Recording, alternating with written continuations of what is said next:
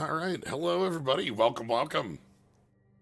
It's Friday. Normally, this would be our Slay the Spire time, but we have a new magic set that's released this week, and we're going to be taking a look at Lorwyn Eclipsed.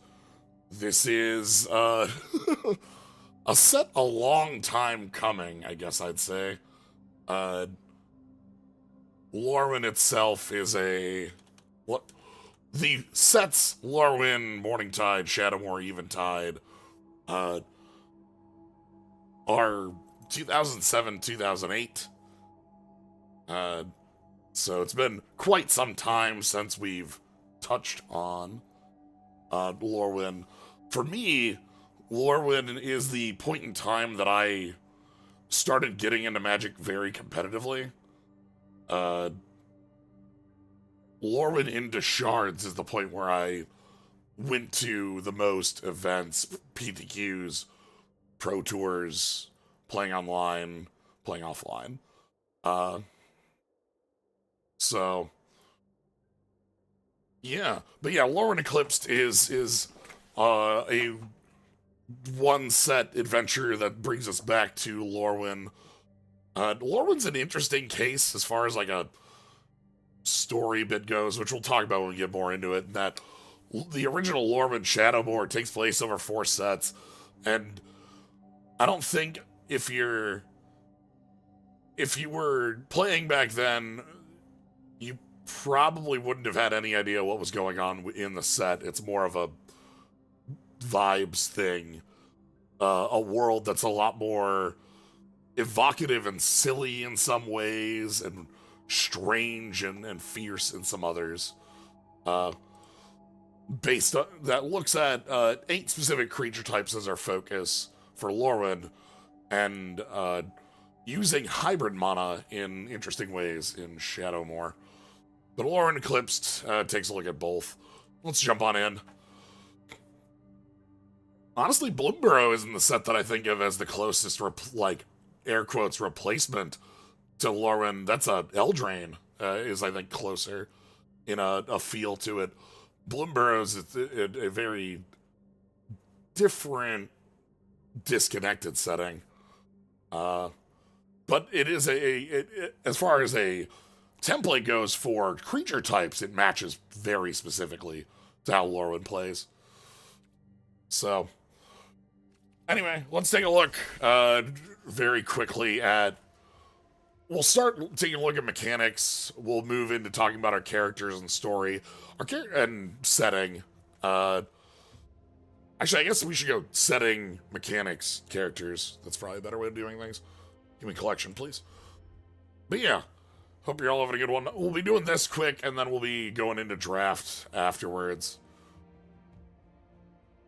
So, we want... Not going to own anything from this, so we want not collected. So, Lorwyn, the original set, is a set based around 8 specific non-human creature types. Kithkin, a creature type used very rarely beforehand, but basically given its identity in Lorwyn. Elves, giants, merfolk. Can we get treefolk, fae, goblins, and where's the goblin? Goblins, and elementals should be in every color. Elementals. And then shapeshifters are kind of the glue that hold this all together.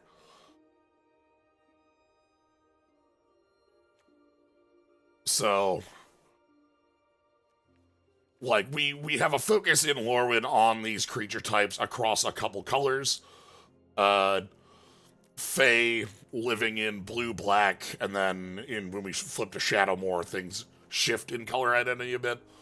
The idea of the plane, as the kind of quick of it, is that Lorwyn is a plane that kind of goes through this, like, cyclic eclipse, like, change to be vague about it.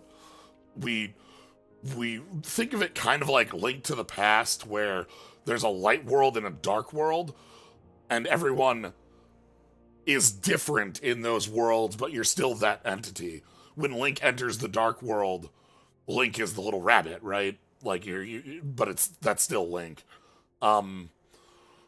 So shifting from we have, like, talking about the Kithkin, we have uh, a very welcoming, well-traveled, kind of like halfling-esque people who try to take in all sorts into their clashens in Lorwyn, which kind of gets warped into a paranoid fanaticism in our Shadowmoor side. They're still the same Kithkin, but when we flip worlds, it's different. And Lorwyn would go through these cycles. In original Lorwyn, our main issue was Una is messing with these cycles. The Fae, usually entities don't keep their memories flipping between, but the Fae would, and they were trying to. Una was doing problems creation. So we dealt with that. In this set, we have a few transforming legends that show off swapping between the Lorwyn and Shadowmoor side, as rather than it being a cyclical thing, the current problem we're seeing within Lorwyn, kicked off by our students who show up from Strixhaven. I'll talk about those later. That they're more localized because we have these twin entities that kind of control the day-night, the dawn and twilight, rather. It's so, like, these legends flip between our Shadowmoor and Lorwyn sides. I think there's one in each. We should have our Grub, the storied matriarch, becoming Grub, the notorious auntie. They're still goblins, but they act and are different in these ways. Iridu is our big one right here. This is the dawn and twilight that control these shifting worlds. Is there a tell for these different states? Like, I get, like, visually there's a art style that, like, very like, we can see a Kithkin versus a Lorwyn Kithkin versus a Shadowmoor Kithkin. You can pretty easily, like, oh, okay, that's what we have going on here. Within the visuals, we have a day-night. Again, dawn and twilight. It's not, like, literally the day-night mechanic. That'd be silly. But, like, darkness and light are actually probably better with it. But yeah, we've got in Lorwyn Eclipsed here, we still have our creature types as a main focus, but the kind of combination of Lorwyn and Shadowmoor in mechanical sense means things are pared down a little bit. And this was a truth in Lorwyn the first time, where, like, giants and tree folk weren't treated the same way that all 8 of them were. Back in that era, Fae were our big winners. Bitter Blossom was our huge, was our public enemy number 1 in those days. But Kithkin decks were real. Goblin decks maybe a little less so. There were some of the most powerful elf cards I can think of come from this set. Heritage, the original sets, Heritage Druid and Nettle Sentinel. But yeah, that's kind of our setting, though. We have our very, like, it. We have the dichotomy of Lorwyn Shadowmourne. It's not like light dark means everyone is evil and an asshole in Dark Side. It's more of like a secondary reflection of self. Um, the as I mentioned, the Kithkin go from like a welcoming collective to a more xenophobic, like paranoid folk who turn in on themselves rather than turning out. The goblins go from mischievous to nasty. The elves. I think the elves kind of improve on the Shadowmoor side. Our older defining characteristic of the elves was how they were always looking for perfection and hated anything that did not meet the standards defined by the Elven Society of perfection. Our High Perfect Morcant here kind of showing off pieces of that. Hey, Ty, thanks for the raid. We're talking about Lorwyn Eclipsed as a set before getting into drafting. I also... Impervious Prefect is a card I would always name. We'll talk about mechanics here, but, like, Blight is one of our new ones that's -1/-1 counters on things. I'm gonna save that for a moment as we get in here. But thank you for the raid, Ty. Welcome, everybody. Hope you'll stick around. No, Blight is absolutely something an elf should do to others, you see. The elves in this, in Lorwyn, would refer to beings, people, elves, and mostly non-elves, that aren't perfect as eye blights. If you had a visual scar, they'd go out of their way to... There's a card just called Eye Blight's Ending that's a kill spell for a non-elf. The elves are extremely haters. They have cooled more in this set, but that's because we've kind of split into a few different factions after the Phyrexian invasion of all the worlds. Basically, we had the giant Phyrexian invasion, which caused all of our disparate creature types to have to work together, which led to different factions of the elves that are like, maybe we actually might be wrong on the whole, like, elven superiority bit. But we still do have that within, and one of our actual main conflicts in the story is one of the elves, Morcant here, trying to leverage some new folks showing up on Lorwyn into reestablishing that power over the elves. So that's why we have, like, High Perfect Morcant, we have Lewin, and we have Tristan as well. In mono green as our transforming elf. Where's Tristan? At 3 or is Tristan in black and transforms for green? Tristan might be in black and transforms for green. No? Did I just pass you? Oh, right here, Tristan. Here we are. So, the elves are actually kind of one of our main factions within the story, because we're following a fractured, like a power fracture after the Phyrexians. But yeah, what else do I want to talk about with respect to...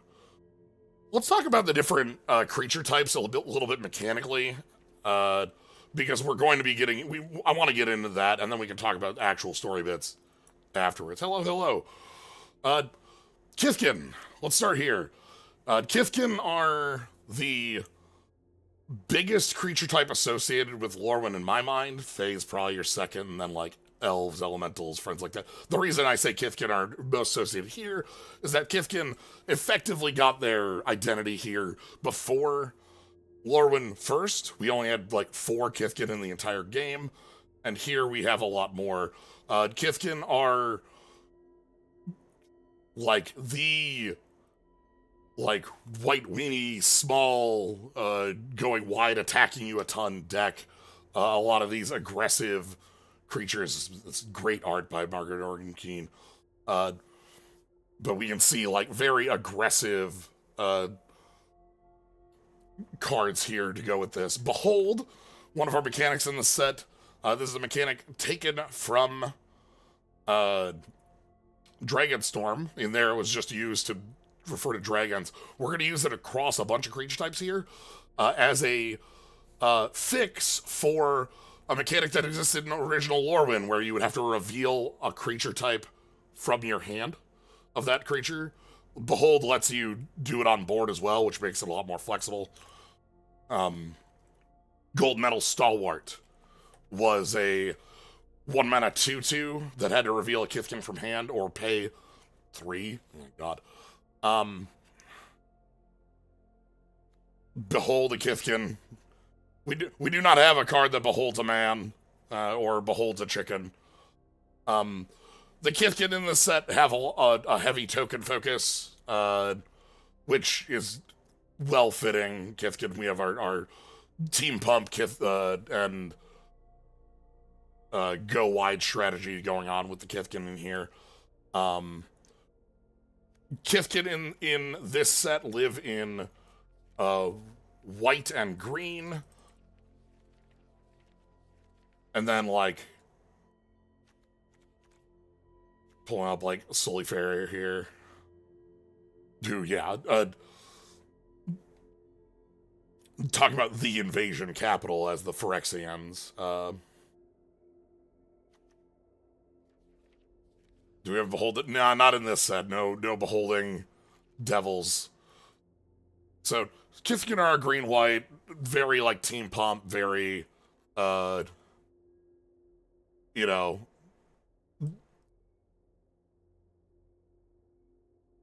a lot of buddies. You know, exalted all your Kithkin. Merfolk is the second we can talk about here. They're in blue and white. Merfolk, in the original Lorwyn, had all these effects that cared about when the creatures became tapped. So we've seen this a lot in the last, like, couple years. This was a thing we used at Edge of Eternities for pilots. This is a thing we used for survivors in Duskmourn, in a way.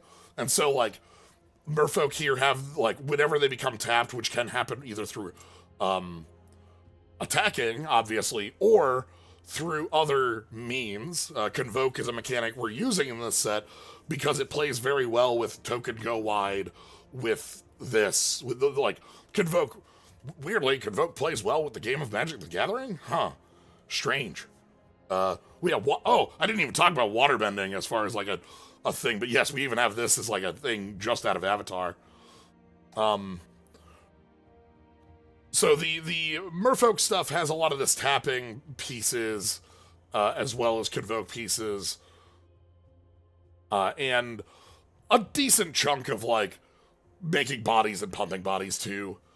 Most of these are good at that, but, like, Behold a Merfolk. Diogenes deciding, like, holding a fish in their hand and saying, Behold a Merfolk. Is that what's going on? Past that, I'm going to skip Fae for now because this set chooses to give Fae a little bit of second fiddle. So we're going to move on to Goblin. Goblins in here are playing around with Sacrifice and Blight. And this is where I get to talk about Blight as a mechanic. Blight is, normally as a cost, but not always, placing -1/-1 counters on your own creature, or like on creatures, on a creature, and then maybe multiple. If I go to, like, where's our tree here? Blighted Blackthorn, for instance, says when it enters, you may blight 2. So, when this comes in, you can put 2 -1/-1 counters on a creature you control as like the cost. There are some cards that make your opponent do this as well. Champion of the Weird here lets you blight your own creatures to blight your opponent's creatures, so counters get thrown around all over the place. Why would you want this? Why on earth would you be, killing your own creatures? Well, that's part of our goblin setup here. When goblins die, goblins fight, goblins die. Goblins have we have things that like -1/-1 counters being on things when they go over.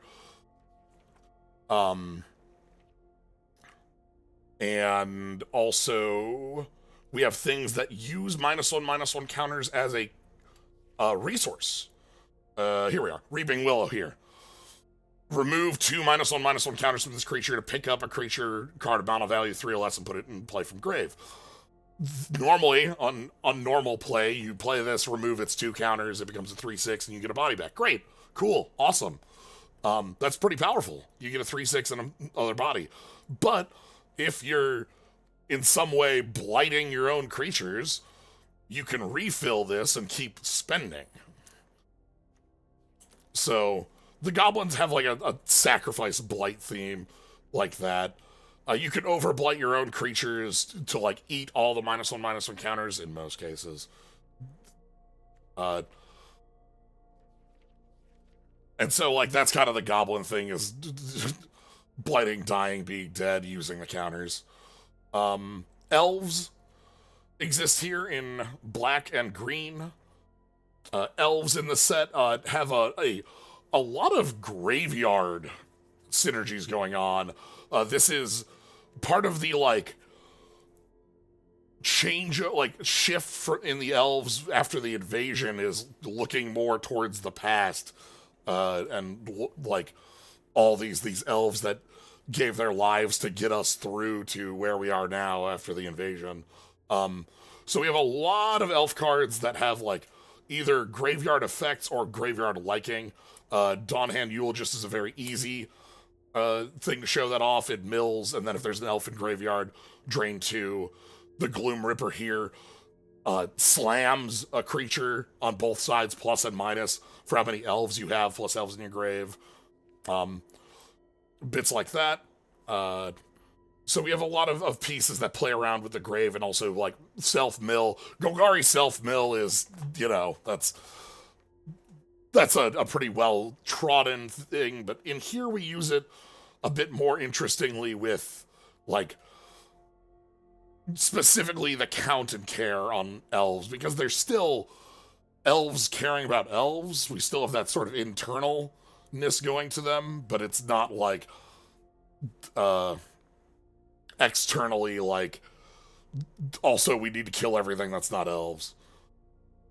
That goes into black green, so that's elves, merfolk, kithkin, goblin.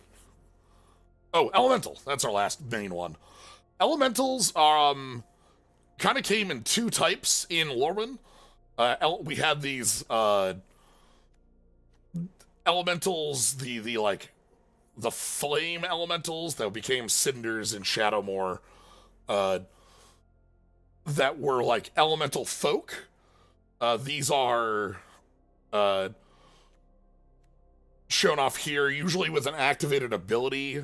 Focus was the thing in Lorwyn. We keep some of that here, but in this set we also have them with a big, like using some of that mana ramp that we saw over there to be like 4 mana or bigger likers. It reminds me a little bit of doing some stuff out of Final Fantasy. Enraged Flamecaster here, for instance, has when you cast a 4-drop, hit your opponent for 2. In blue, we have a couple others. The Rhyme Speaker, that's like draw a card when you cast a 4-drop. And the other side of elementals, and we don't actually touch this too much in here, is the very strange... Lorwyn is just full of elemental concepts. Beings that define defy explanation and are just sort of wild and creative and like we see here with like emptiness, deceit. Where's the rest of these? Not vibrance. So these are our one bit of using the evoke mechanic. Evoke was associated with elementals very heavily in Lorwyn. Evoke is you can play it for that evoke cost, and it dies on come in. You sack it. These evoke elementals are really neat because you can only they get an ability based on what you spend on them, and they have hybrid mana. So you can spend double red and you get 3 damage. You can spend double green and get a land. Or you can spend both, like casting this 5-drop and get 3 damage and a land. But the evoke cost is 2. So on that evoke, you can only pay double red or double green and get one of them. So they have a very wide option select on them. Cast it for green-red to die. But we also have other elementals that are fitting in this set a different way in the like 5-color elementals that are like concepts or weird things. And they use a mechanic that's sitting with Shadowmoor's caring. Shadowmoor cared about colors on creature types. And so Vivid is a mechanic we're going to be seeing on these. Shimmer Creep here. Vivid counts the number of colors among cards you control. Lands are not colored, by the way. Plains is not green, as much as Plains might tell you it is green. So Shimmer Creep is a black card. And this will drain X, where X is how many colors you have. The way this works heavily in this format is you can see all this hybrid mana. If I'm casting this Prideful Feastling in my black-blue deck, it is a white card. So it can help give additional Vivid on those. Yeah, Vivid is a thing we have. Where's... Yeah, our oof here. Oh, look at our good buddy here. So we have a number of different Vivid cards that care about colors of not creatures, cards you control, and then some cards that like Puka's Eye that becomes a color you choose, or the Scarecrow. Scarecrows in Shadowmoor did this.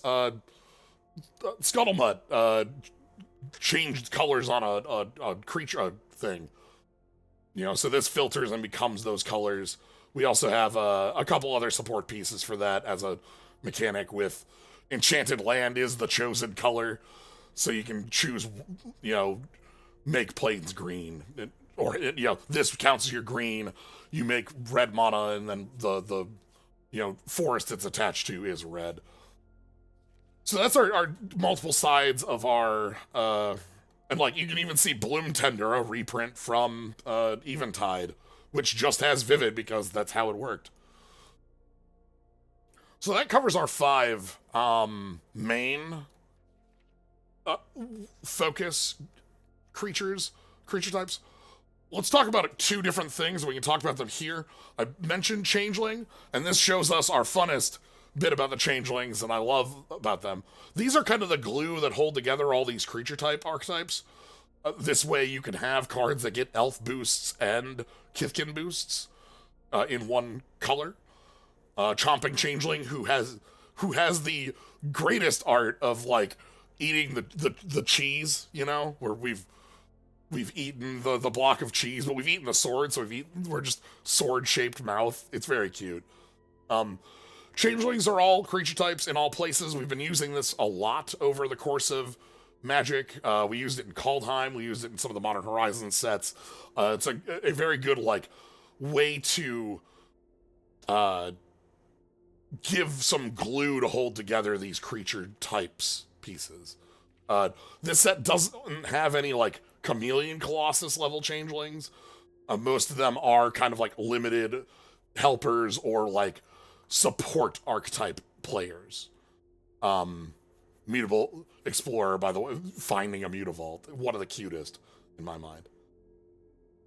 Yeah, we had Changelings in Bloomborough. We've been using this as a glue for a while. The other thing we're using as a glue in here, or an extension, is Kindred. If you're familiar with Typal, not Tribal. If you're familiar with Tribal, which was a card type created in Lorwyn, the entirety of Tribal, all it does is allow you to attach a creature type to a non-creature card. So that means that we have cards that are elves, even though they're not creatures. The main ones in this set, there are a cycle of commands. Cryptic Command and Friends were originally from Lorwyn. By the way, Lorwyn Shadowmoor, that block, incredibly influential as far as like magic is concerned. You take a look at like the designs, the cards, the power, the pieces of Lorwyn and Shadowmoor, you'll see so many things that lead forward into into other things in Magic. You'll sometimes it's individual card designs like Figure of Destiny that we are continuing to call back to. Sometimes it's the power of different mechanics. Sometimes it's certain powerful cards. But there's a lot in here. But these commands, they are Kindred / Tribal. That's the same thing, by the way. That's not like another new one for a Tarmogoyf.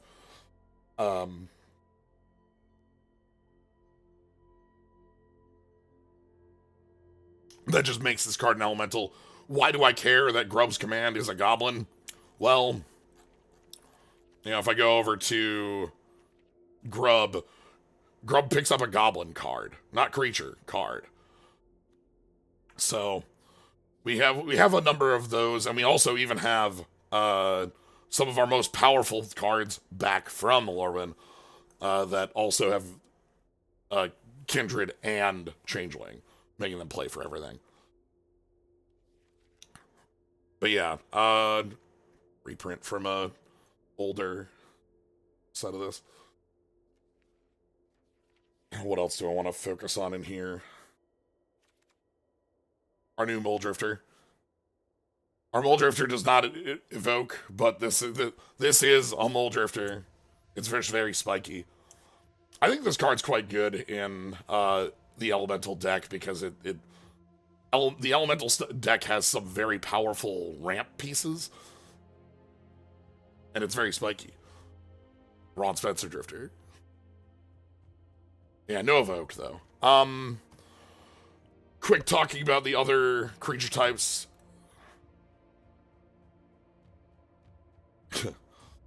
A number of mechanics that lead forward into future designs and Clash. You know what? You learn from mistakes just as much as you learn from the good things too. Fae. In original Lorwyn, and specifically in Morningtide, fairies were the scourge of competitive play.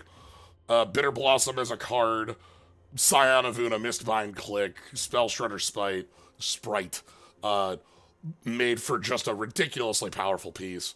This set, we continue to keep our Fae in here. They are lessened in the set. They aren't a big focus creature type. Part of that is Una not being a menace means that they're not as ubiquitous, but we still have them in here playing similar roles as they did originally in being instant speed likers. Let me find Nightmare Sower. When you cast spells on your opponent's turn, -1/-1 counters on a creature. So you set up flash liking. They're in black and blue. Very yeah. Our other two creature types, and these were also like secondary-ish creature types in Lorwyn. Treefolk. Treefolk exist across Doran colors. And in here, we have a lot of Treefolk to play around with Blight, or -1/-1 counters. We also just have, they also have you know, gigantic butts, specifically for, where are you at? Our good friend who is here. Spell Stutter, potentially the prettiest card in the game. Having something like that really evil. That card was so strong. That is the power of the Fae.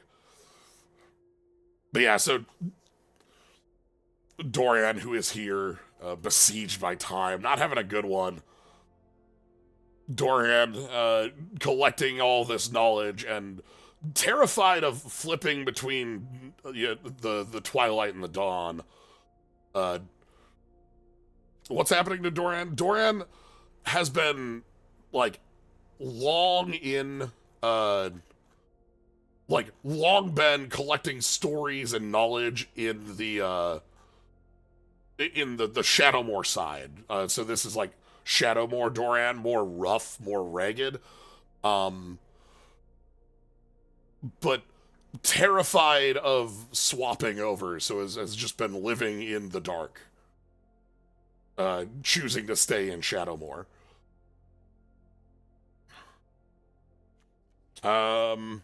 The last of our big creature types, giants. They're big. They're here to grab you and throw you. Giants existed in, well, I mean, Bree kind of shows off where a lot of our giants lived. But giants kind of exist across colors. We see a big giant in green over here. Giants also play the role of having some of the -1/-1 liker stuff in here, or users, because of the way of getting a big creature and, pumping them up. We don't have a ton of, giant likers. There's a couple cards in here in the set that are, but, we have a couple. There's one that hands off, I think, double strike to all giants. So that's our 8. Are there any of the mechanics that I wanted to touch? We touched Vivid, we touched Blight, we touched Changeling, talked about Kindred, Transform cards.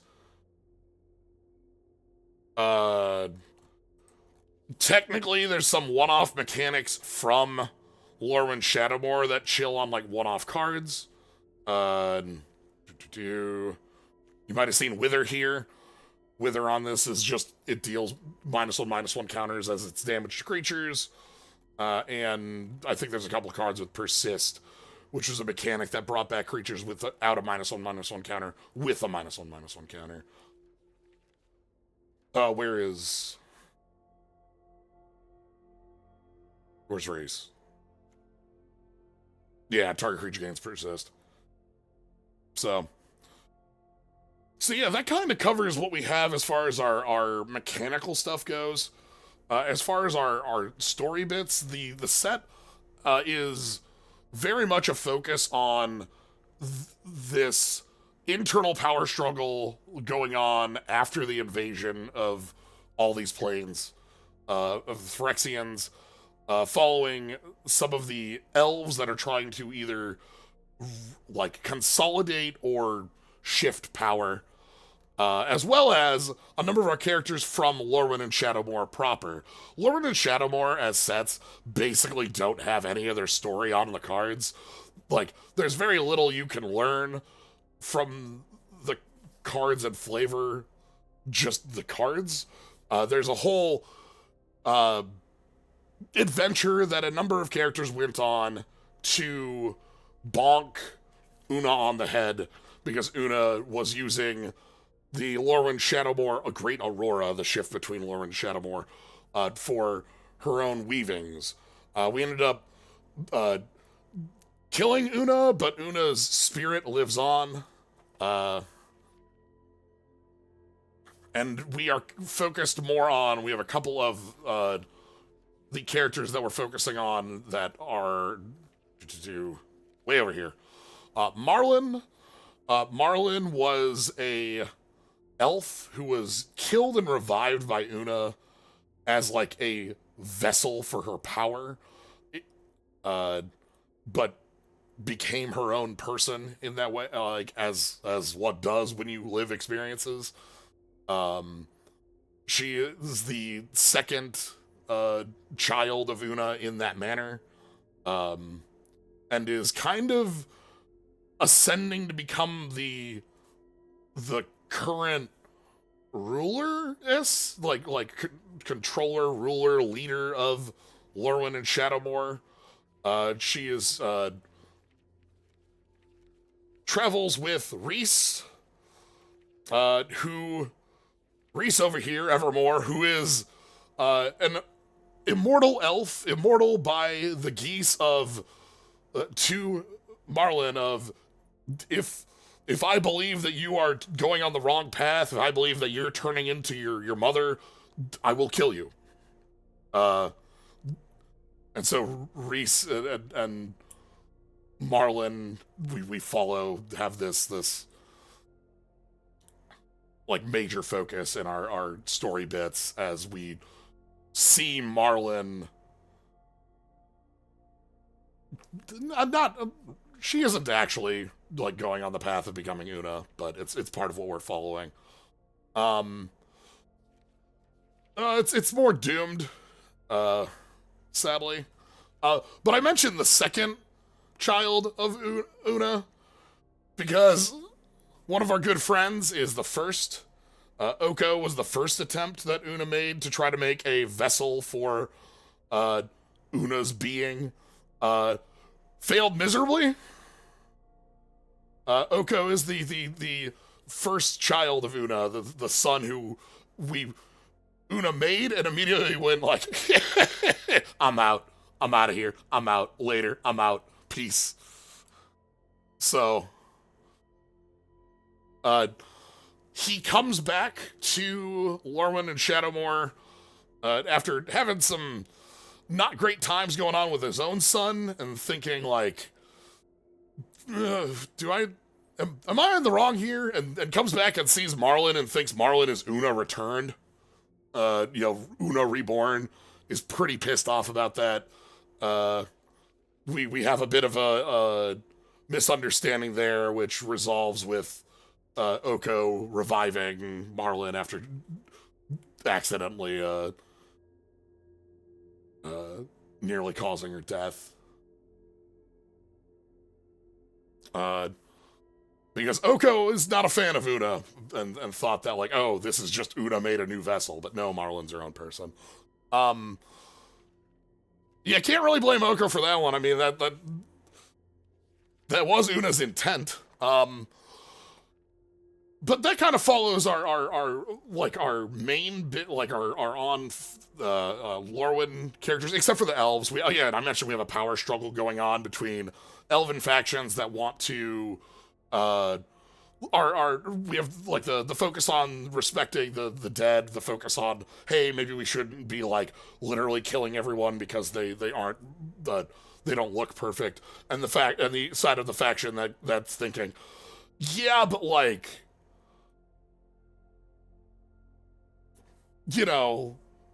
maybe killing all the other races and subjugating them is cool.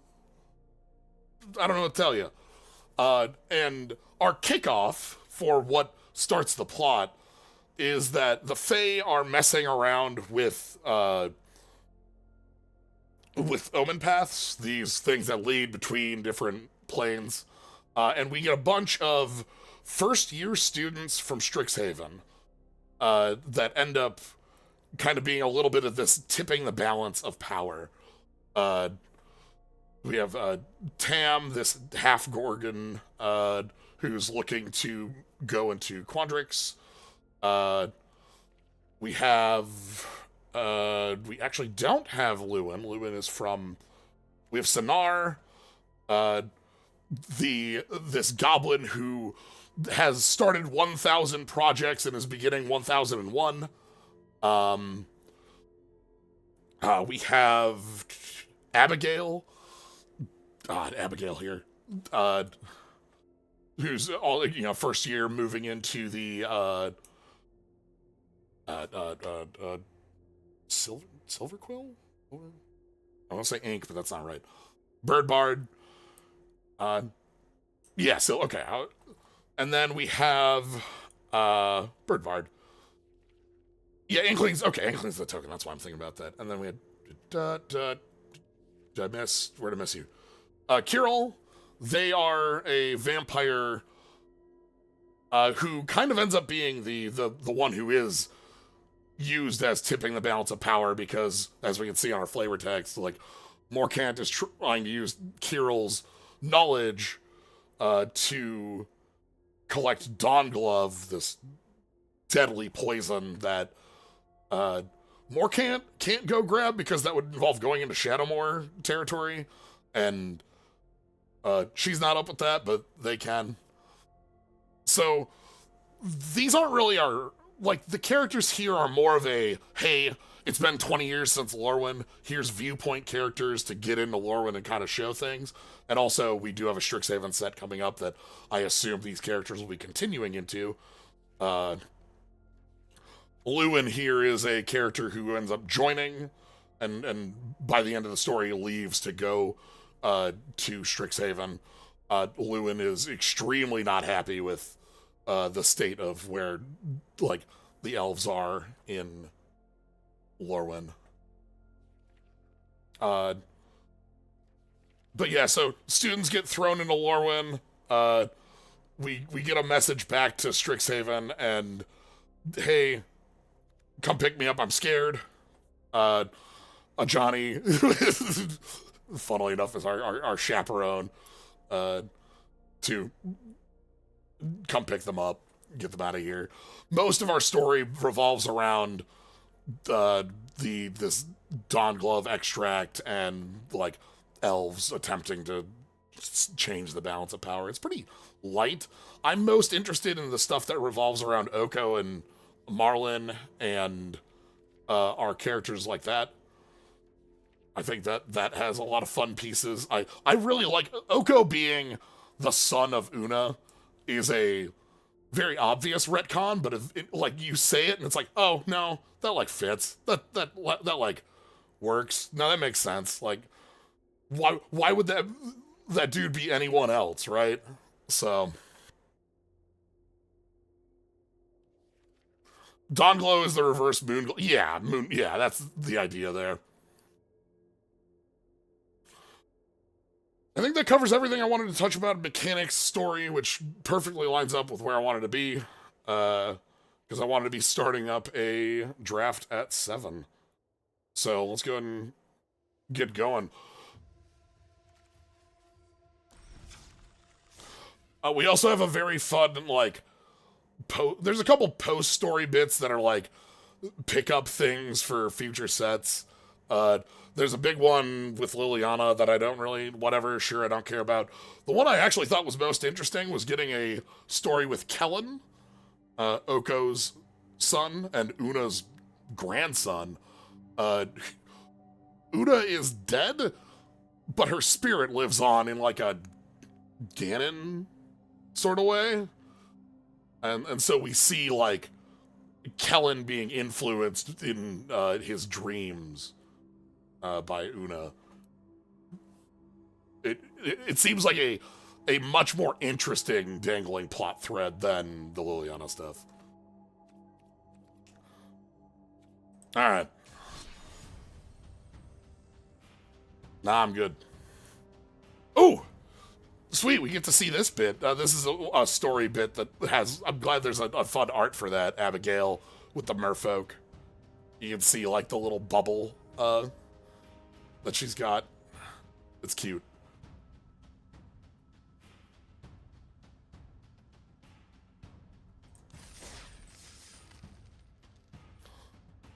Alright, the quick throwdown on the archetypes. There's the 5 set that are really obvious. Merfolk in blue-white, goblins in black-red, Kithkin in green-white, elementals in red-blue, elves in black-green. We also have Fae living up here in black-blue, and then the other colors that aren't specifically around a creature type are looking at Vivid and Blight in a couple different ways. Vivid is our 5-color stuff, so we're using that in Teamer colors, and then Mardu has Blight in a couple different ways, using it either as a aggro engine or as a value engine. Uh, with this being a set that is, like, you know, we're looking at merfolk and goblins and Kithkin, we need to be very, we need to pay a lot of attention in the draft to what's open. In general, these sets, you know, are tribal / kindred stuff. You really want to find the open spot and take advantage of it. If nobody's in Kithkin, you want to be, like, find that by the end of pack 1 and take advantage of it in 2 and 3. If nobody's in Elementals, same sort of thing. So, let's go ahead and have Sabotendi journey. Wait, does a Cactuar become a Sabotender in Shadowmoor? Is that what happens? Like the Lorwyn Cactuar becomes the Sabotender of the Shadowmoor? I think that's how it works. Alright. Formidable Speaker, as you can see on the top right, is Jean-Emmanuel's World Champ card. This is a powerful card specifically, quote, designed for Cube. Which, you know what, if you've got a card to design, go for it. It's the untap on here is probably not much in limited. The creature tutor is definitely real. I don't hate that. Are there any +1/+1 counters? I think there's like a couple one-off cards that might do it in the like bonus sheet stuff, but this is a -1/-1 counter set. I want to pick up Formidable Speaker. This is a card that we can use to just be like, I discard a land and go grab my 4-drop. Other bits in here. Giant Fall is a fight, or a bite, not a fight. Mist Meadow Council, I think, is really strong. Taster of Wares. Alright. When this enters, target opponent reveals X cards from her hand or X is number of control. That player choose a card, exile it. If it's an sorcery, you can cast it. That's nice. We also have Lissalana Dignitary. We can maybe, like, try and get, like... We also have Dawnhand Eulogist. The mill on here is the part I care about the most. Like, I feel like a lot of these mill bits are going to be nice for paying off the elf stuff. Lissalana Dignitary needs you to behold an elf, and then it taps for double green if there's an elf engrave, which means you want enablers like Dawnhand or the Tutu. Yeah, this is one of the most striking arts in the set, absolutely. I'm going to take Lissalana, even though Taster of Wares is also really powerful. I want to stick with Cut the Green here. That leaves only the safe right. God, that's a 4-drop. The Eclipse cards, I think, are also super powerful no matter what. Hey, Muldrifter. Now, if we...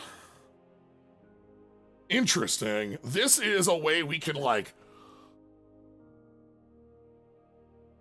play towards the elf stuff. A lot of this self-mill from the Surveil, a lot of the self-mill from the Dawnhand.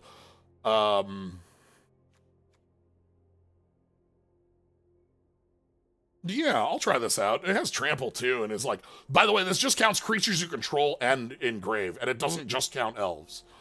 Obviously, it's made for the elf-likers, but, like, this can just go in, like... If we go into, like, more Kithkin focus... Great position. Reaping Willow is a card I think is incredibly strong. Glenelundra's Answer is a very cool card. This card whips. I love this card. This spell can't be countered. Counter everything your opponent controls. Make a 1/1 for everything countered.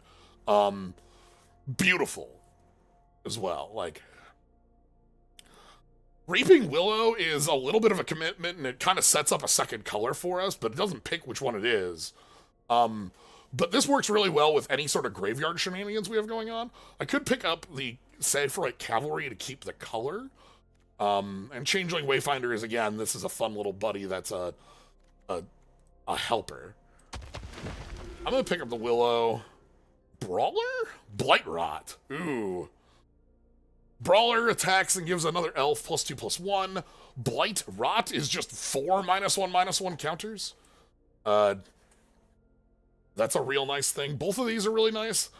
Vinebred Brawler curves very well. I'm gonna grab the removal and try to pick up black as color 2. We'll see how this ends up working. Brisbane Outrider, Heirloom Auntie, Stoic Grove. This is one of our Tree Folk bits. Pick 1 was Formidable Speaker. Bristlebane Outrider is a pretty easy 5/5. Okay. Flame Braider, by the way, incredibly powerful. If you remember Smoke Braider, this is that card, but with 2/2 instead of a 1/1. This ramps to hell. You can only use it for elementals, but it ramps to hell. Thought Weft Charge. Listen a lot. Ooh. I kind of want to get some of the black set up, and like, we definitely want to be able to get this mill going. I want Eulogists, and I want the 2/2. Again, I don't remember the lifelinker, but it's a 2/2 lifelinker that mills you. At least a lot of Informant would also be fine. We might like be a little high right now on the curve, but we can fix that up in packs 2 and 3. I'm gonna try and keep our colors picked up. Domlight's Archer versus a Mist Meadow console. Heirloom Auntie is on a creature dying. Scarblade Scout, thank you.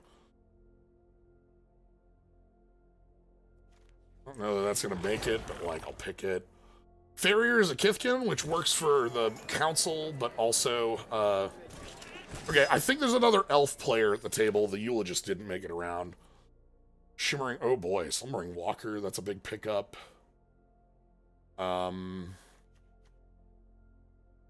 Scarblade Malice, Evolving Wilds. Midnight Tilling is mill 4, pickup 1. Thought with charge +3/+3 draw if you played a creature this turn.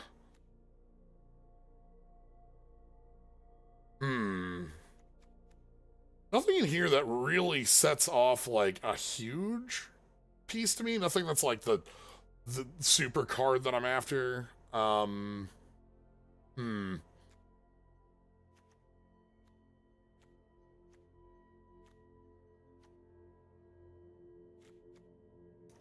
the Wilds because I think I'll play it. I know that Slumbering Waker would also be very nice. Eclipsed Elf, okay.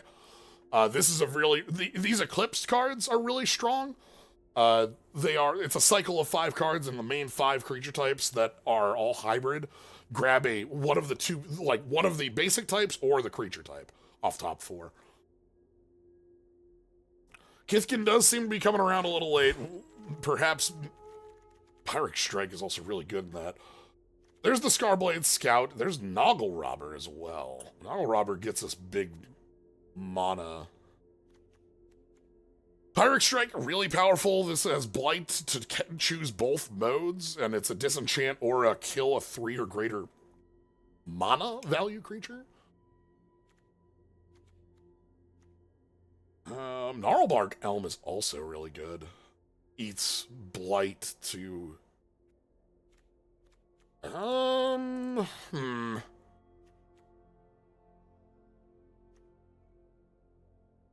gonna grab this Scout to try to fix up the curve a little bit. I'm a little worried about not having enough stuff on 2, even though the rest of that might be a little bit more. Okay, Vine Brawler, Wretch. Wretch is a card that comes back when we are, like it has a fake sort of, like a weird sideways persist.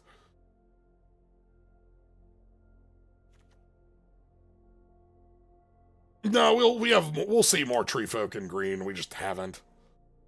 I'm gonna pick Vinebred Brawler. This is a more aggressive piece. Mist Meadow Council is good, but we're not a Kithkin focus. We got the Elf focus. Lofty Dreams. Ooh, another Eulogist? Okay.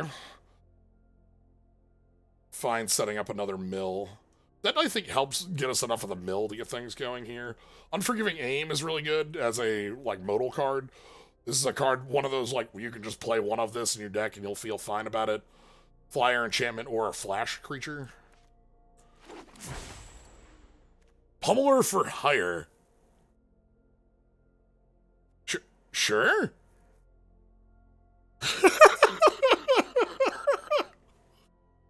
Giants. Yeah, why not? So, Pummeler for hire here uh, would be pretty good if we had beat in for hire, and works pretty well with some of the other for hires, but like, uh, sadly, like, we're not going to be able to draft Rex. We're not going to be able to draft Recon, all the other friends. You know, that's going to be a little tougher for us to get, but we can at least play Pummeler. I don't really care much about this thing's fine. These are all like fine things. I'm gonna grab this council.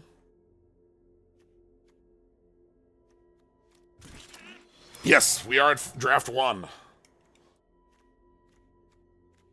gonna grab a copy of Thought Lift Charge. Okay. We did see. Hey, welcome back, Spell Snare. Limited, not an all-star, constructed, absolute all-star. Come on, get my sideboard. We can see blue is obviously the open line.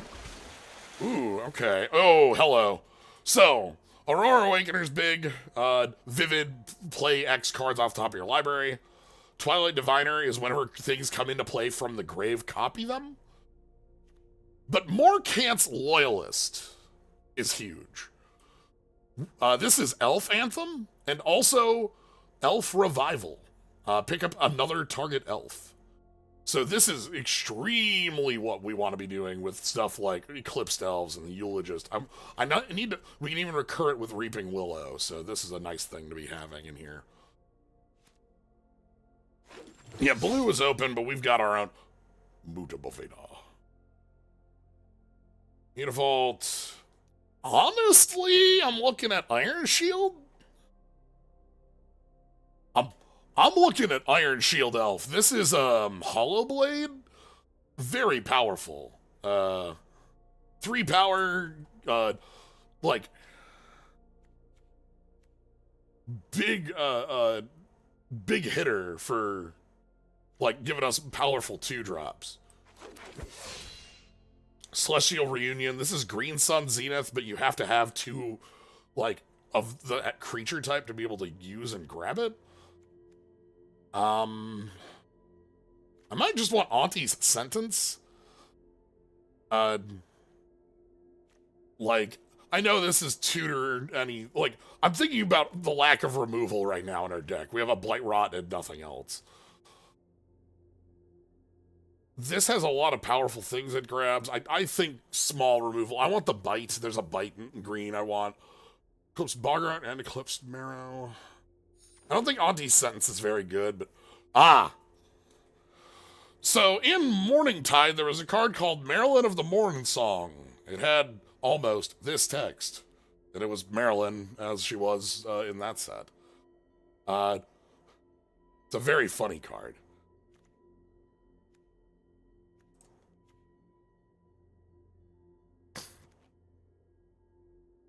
I don't know if this hits enough in Limited. I'll play one. Oh, hello. Yeah. Hold the phone. So there was a card in Onslaught called Patriarch's Bidding. Cost black, black, and 3. Picked creature types, and everyone got back to creature type. I'm gonna name Elf. Would have loved to get the Scarlight, Safe-Right Cavalry, not the Scarlight Cavalry. But...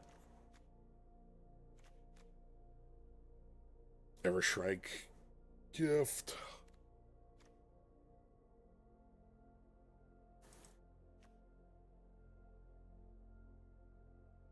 Fixing Mega Tree. I'm just gonna grab the Prankster. I don't think we're playing that, but...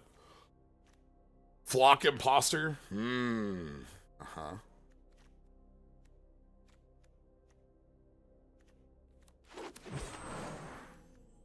Miss Meadow Council. I will play Elise Alana in format. Kinnel the Inner Flame is really cool. This flashback on here is really neat. And it, like, make some really powerful bits. Nobody must be doing... This is one of the things I consider as a reason to be in Kithkins, is that... Name a creature type, gain a life when one of those enters, pick one up. Meh. Yeah, that's meh. Giant Fall still here. Ah, you can see the color that's open. Could be anything.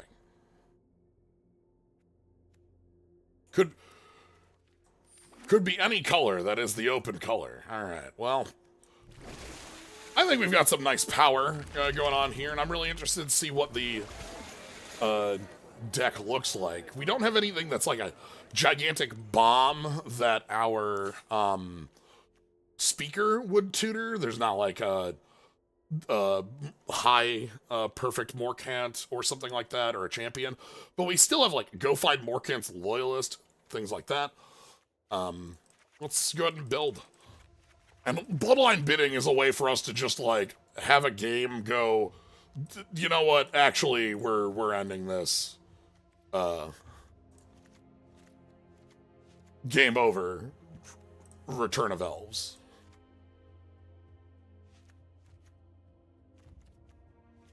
Reaping Willow is going to be a little hard to play, but like powerful. So inferior. I don't know that we have enough for these Misbetter Council. We actually, well, yeah, we probably are playing them. We don't have a ton of Kithkin, but like we're a little light up for playables at the end of the day. Yeah, I'm gonna play the Willow. Might be a little awkward to work with, but we have powerful things to recur. Being able to pick up Morkant's Loyalist, and also, like, I don't think we're...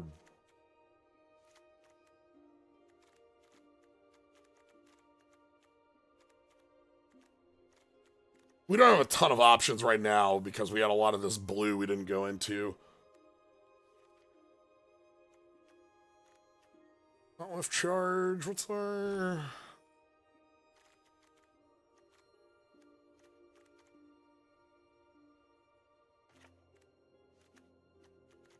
Play that, 8/8, and Evolving Wilds. The informant, or not, sorry, the dignitary here is part of, like, us being able to get to some really high up mana. If I want to get this second Mist Meadow Council in here. What's our Kithkin count? 4 Kithkin and a Shapeshifter. Okay. I don't think a blue splash would do a lot for us. A lot of these cards are either double blue or a little, like, medium.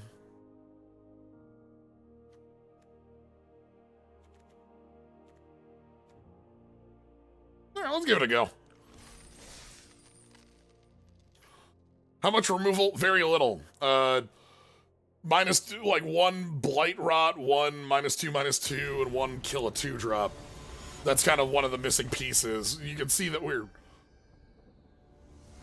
Howdy. Alright. I'm fine with this.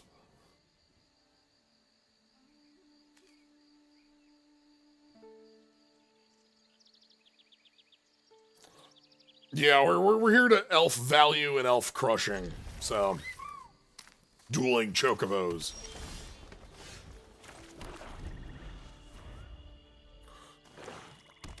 We're here to elf. Alright. This is a pretty powerful thing. Surveil 1, and then it can sack to make tokens equal number elves engraved, counting itself, because it is an elf.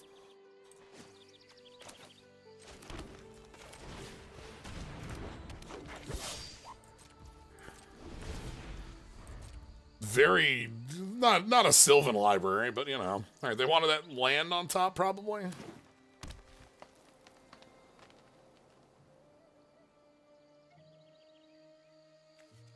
We're here for crushing. That's our play. Alright. They have to behold an elf, which they do have, of course. Right here.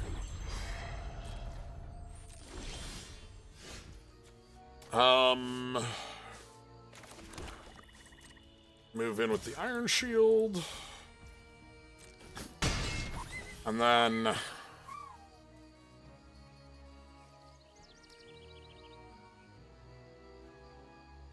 yeah, just go ahead and play out the Scarblade. Okay.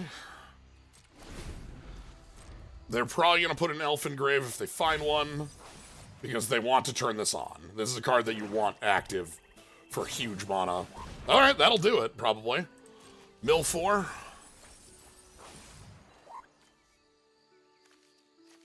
So, Moon Vigil Adherence, if they pick up, they want to have an Elf Engrave.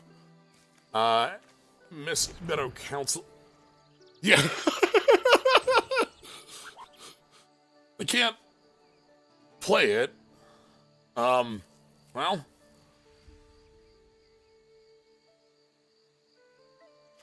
This needs an elf in the grave specifically, and this is a Kithkin.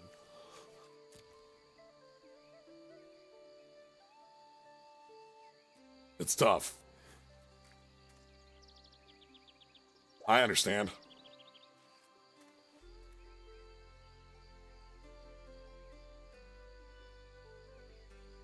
Are we fighting?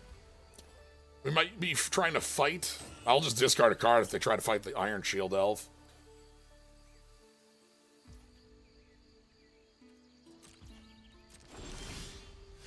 Alright, ooh, okay. We can get a look at their hand. So here's what we're gonna do. We're gonna play Surly Farrier. That lets us go ahead and Thoughtweft charge the pump.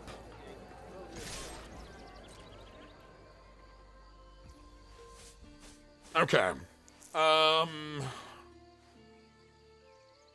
Do I go for it?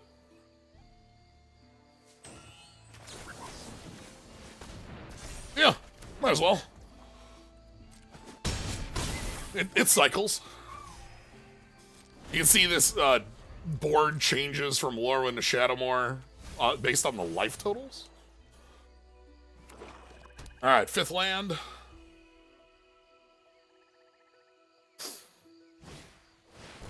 Okay. Sure. Blight 2 to lose a life, draw a card.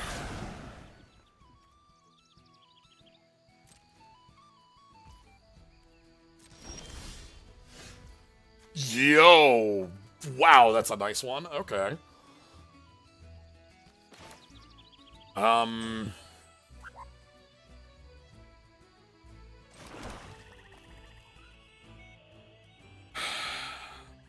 do I want to go about this, then?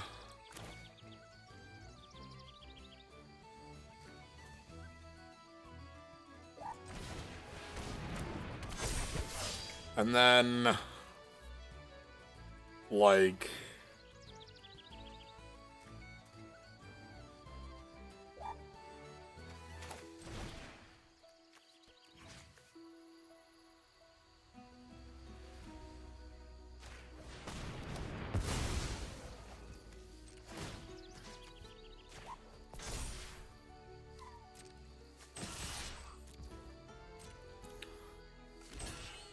okay.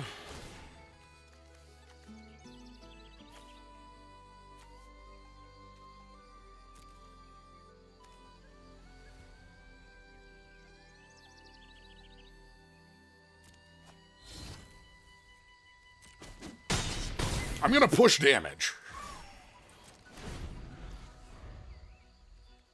I think they might have to break the Morkant Eyes.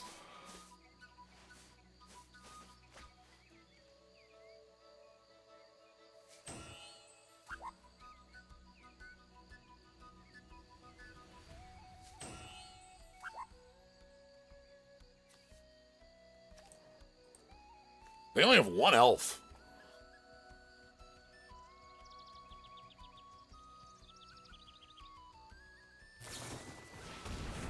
Okay.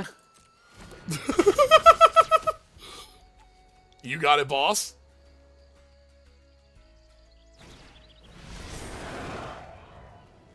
Ooh, exile. Okay. Sure.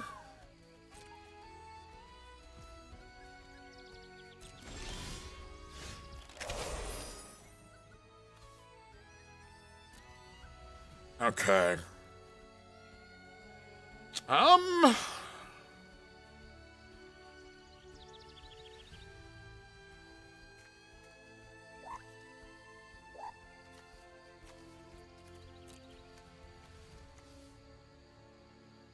Bidding? Hold on.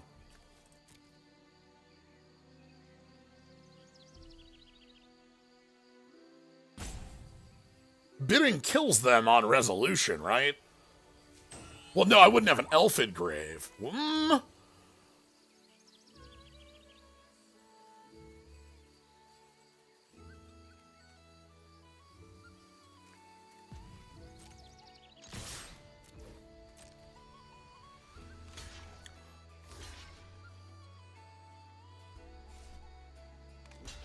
Okay.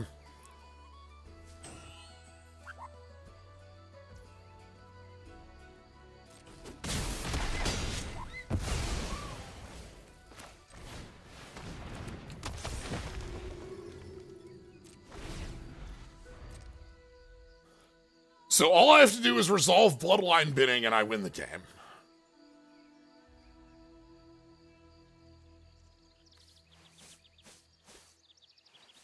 We also have Willow can pick up. This might be like me being a little aggressive. We'll see.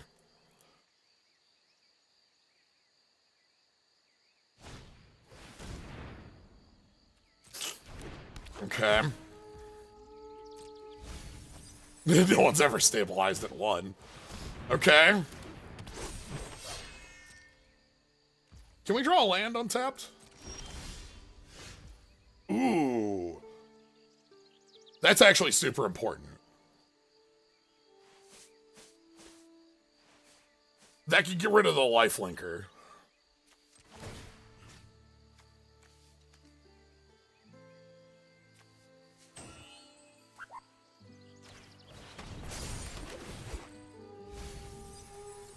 Okay.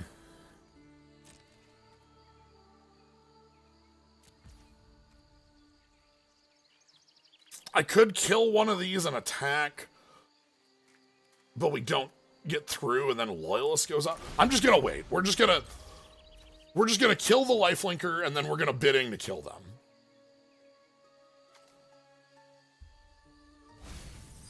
I don't have it.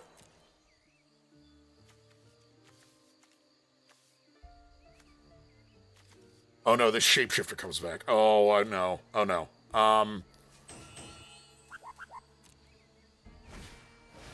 Warlock will still bring back the shapeshifter.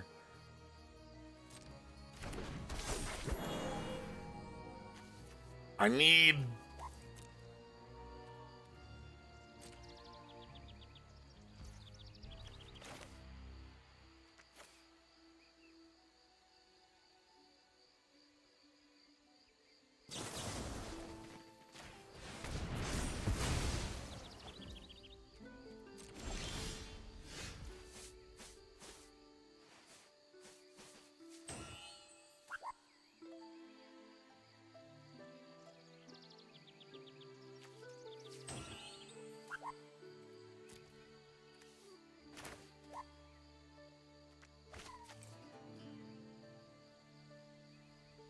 If I killed my own elf, we don't have the mana for it.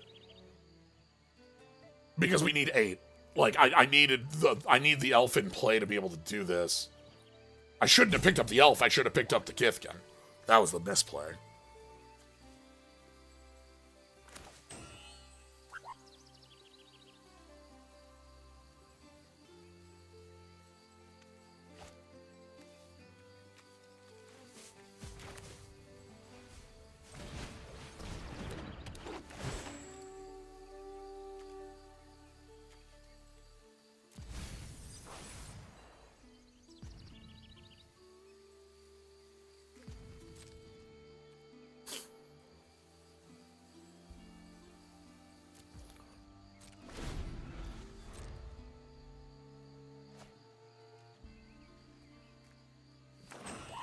Okay.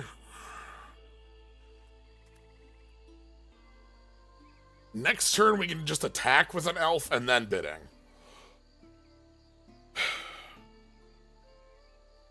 Because they're on 1 and we're on 31, they have to play scared, I think. I think they need to crack more concise. I should have brought back the gift. Okay. I don't think you can attack here, bud.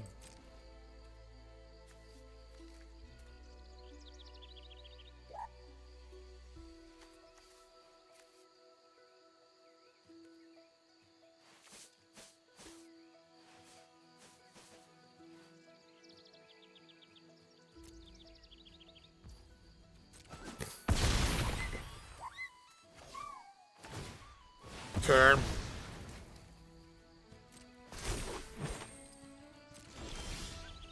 Oh, well, also, okay, you know, well, you know.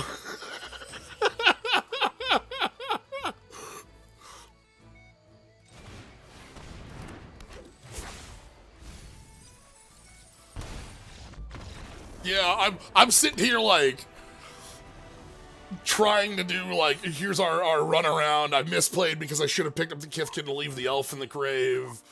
But that's all part of the new experience of playing with new cards. Always exciting to see how we get around things like that. I was happy that our just crushing aggro and then like making sure our opponent doesn't stabilize worked.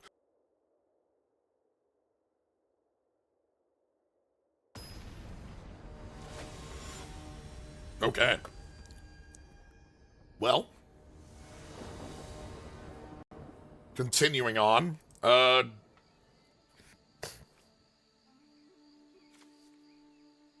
This one's a little awkward. I might be incorrect keeping something this slow. I'm relying on these two's power. Nobody's doing anything for 4 turns anyway, who cares? Yeah, nobody's taking actions. It's fine. Life starts at 4.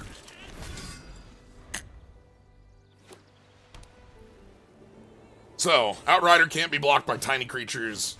Ooh, that thing's powerful. Okay. Huh. That is exalted everything. Alright, oh,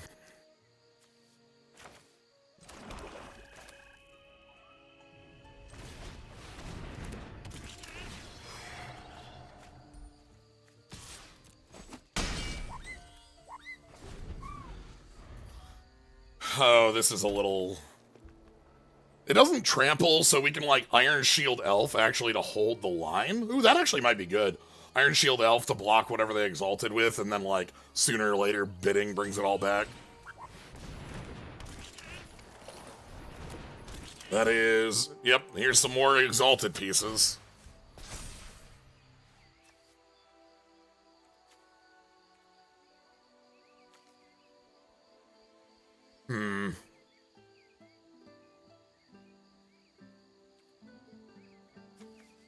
Here's the big problem, that's trample. Oh boy. This isn't gonna look good in like 2 turns, is it?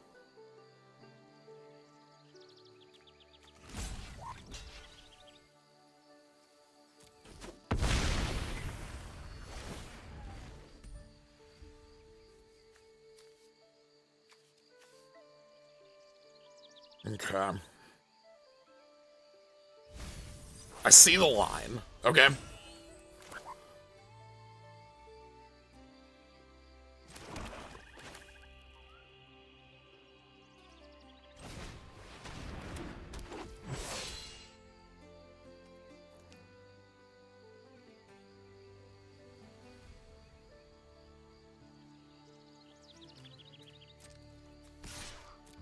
Here's the line. Imbuer is very scary. So here's the play. 5.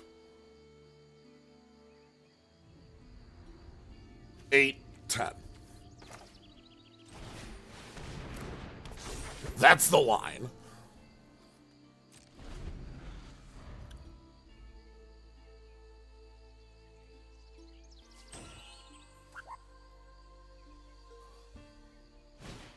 I'm still working out exactly how it goes, but that is the line.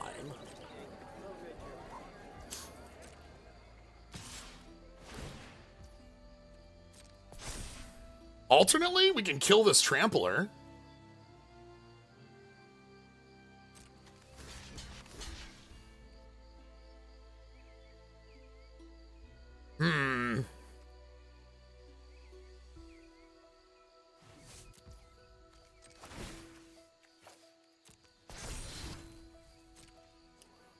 Eight is enough to kill the trampler, and we can bidding back all the elves. Okay. I want to draw a land. Untapped.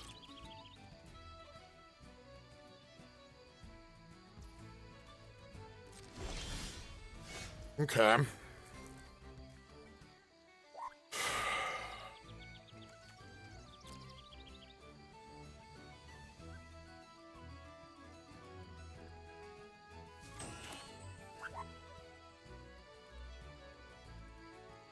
Okay, I think we're still good.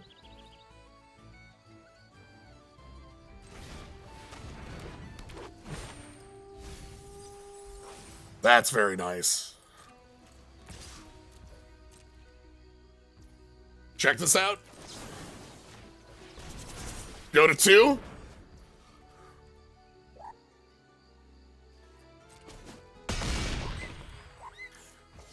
And then I'm gonna...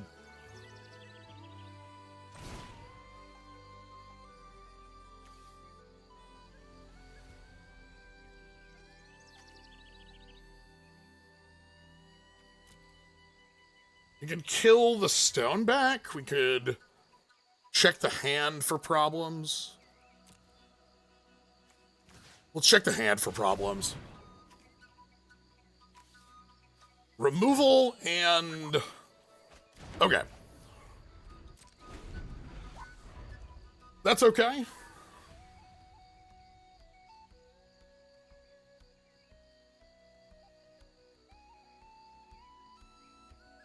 I think we're okay.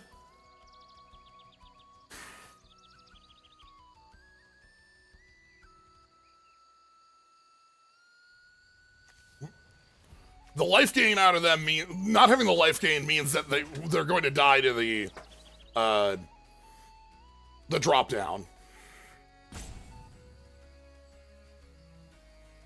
The pickup, that is. Oh boy, this deck is like doing silly things playing on a knife's edge. What are we doing here? Okay. 4.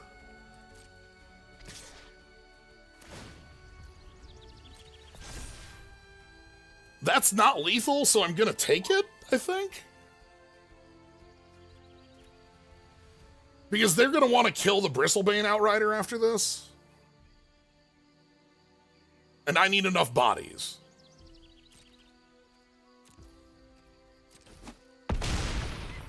Go to 4. They're gonna kill the Bristlebane Outrider. Oh, that picks up a permanent. Luckily, they can't gain the life this turn. But that's what they're gonna pick up. We're so powerful here. We're so powerful. Oh my god. Alright. Yep, kill the Outrider. We have 6 plus 2 is 8. And because we can just go ahead and name Warlock and not pick up the Warrior Druid, as we talked about last time, yeah. We actually would be fine if we named Elf, because I could discard the Eclipsed Elf, but anyway.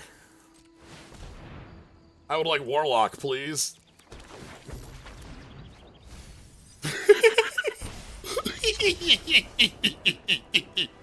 It's all about secret damage. You know, this is like one of these incredible pieces of art on a common, but at least it's a common that's killing you.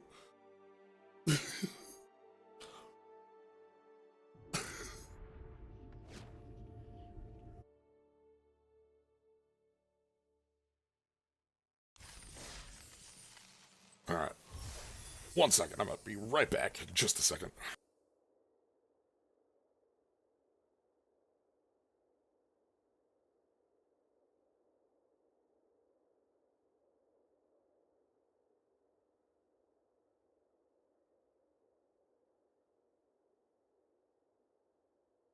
I did mean a second there this time. All right. Back in it. As long as your opponent doesn't know you have Secret Reach, it's incredibly powerful. This deck feels like we're just here for theft. Ugh, 4 drops and missing colors? No thank you.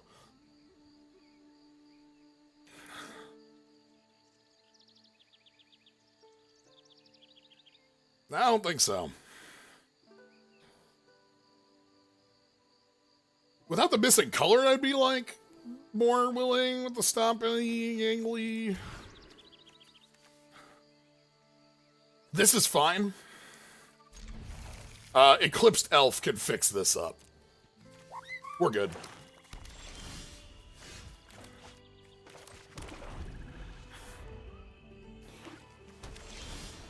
Alright,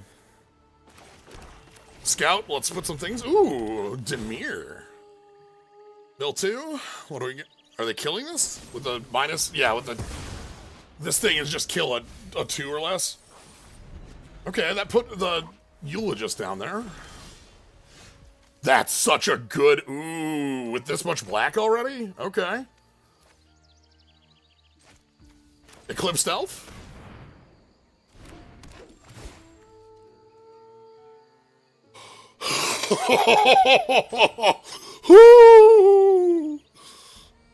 Thank you.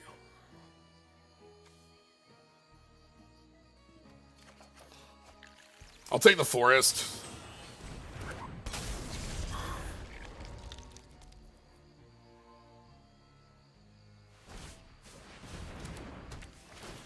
This card has some interesting text. Cannot become untapped.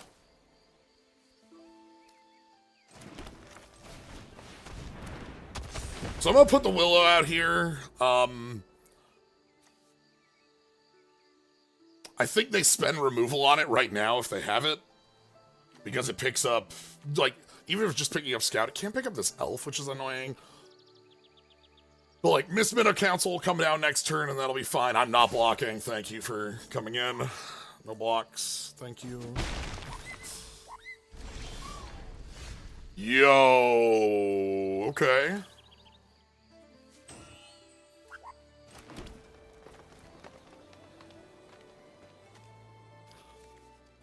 I think I am just going to pick up the Scout.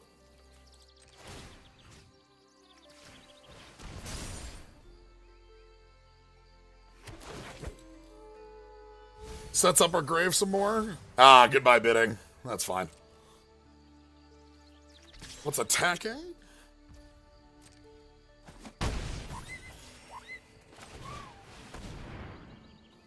Are you... No? Okay. Not sitting on a counterspell either. Alright, here's the board in a million pieces. You get some Merfolk. This is a pretty cool card. It's a really good common.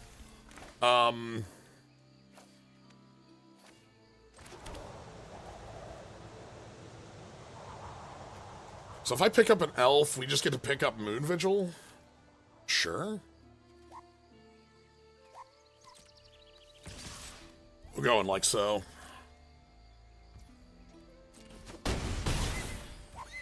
Then cancel. Alright. Pass to you. We've got some really good aggression. They've got some tiny bodies. We can just kind of overrun is sort of the play lines here. They're probably going to exile Morkant's Loyalist. Make that Sneakling a 1/1. It's chump blocking anyway. like bone shards in the set is Blight 1 instead of Sack. But it costs a little more on that. It's 2 instead of 1. Really powerful, though. Really intrigued to see, like, what our opponent has going on here. They're playing a lot of, like, disparate pieces, and I want to see how that comes together. We also have Thought Left Charge for +3/+3 of the Eulogy. Yep. The Omni-Changeling. Copy anything, but it's a changeling. They don't have anything to pick up with the Reaping Willow?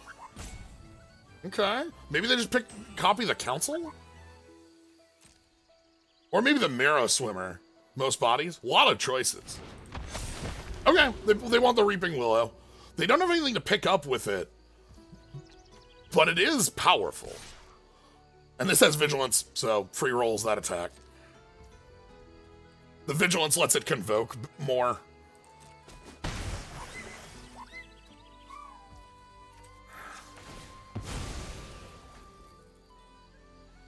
Alright, let's go grab black.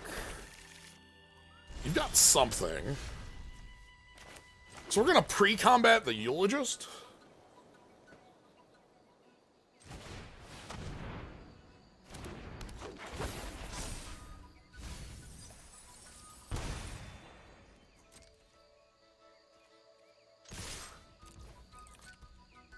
And I think that, like, they gotta have something here.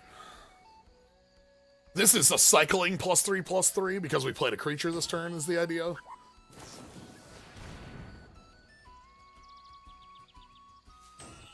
Okay.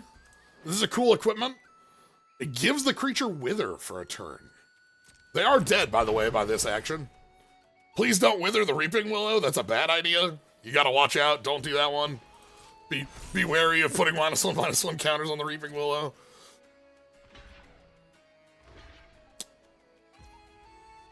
Alright, 9, 10.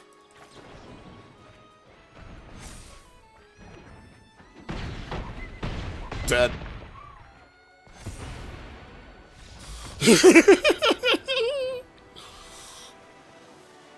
We're here for secret damage. This deck is really good at thievery. Yeah.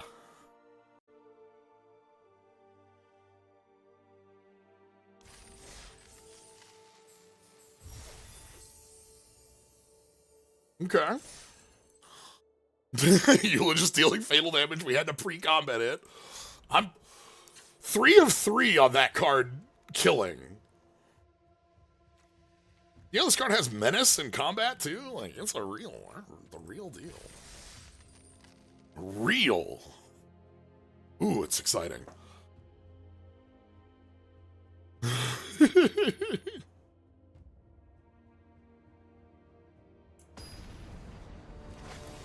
Yeah, the can't untap does override any way of untapping creatures for that. I'm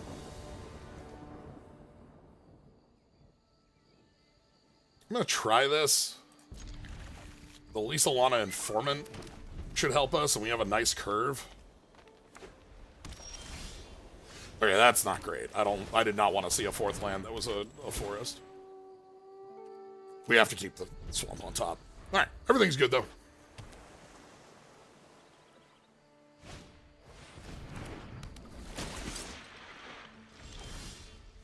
Ass kicking, huh? Holy smokes. Alright.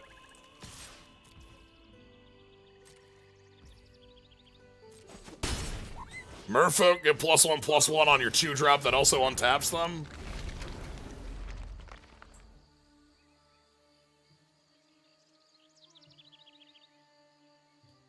Like, damn. Damn. We need, as long as they don't play a Silvergill Mentor. Silvergill Mentor beholds a merfolk, and then, makes 2. Okay, oh, okay. Squat, huh?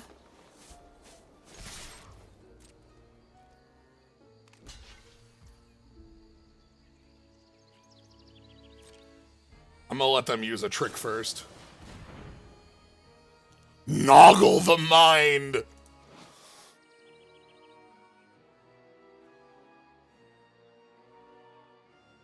There are no cards with the untap symbol, correct?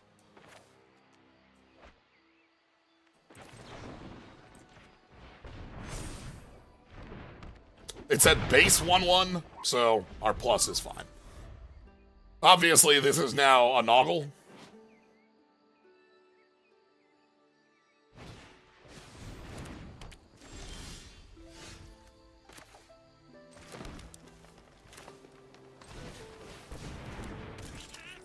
Its Noggle nature is now revealed, you know? Ooh, Eclipsed Marrow. This is a really good card for getting out of this. They get to go grab their 4th land.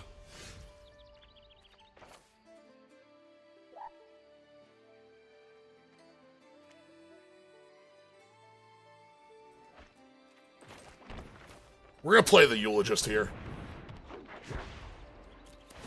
I know it has to mill an elf, but it will.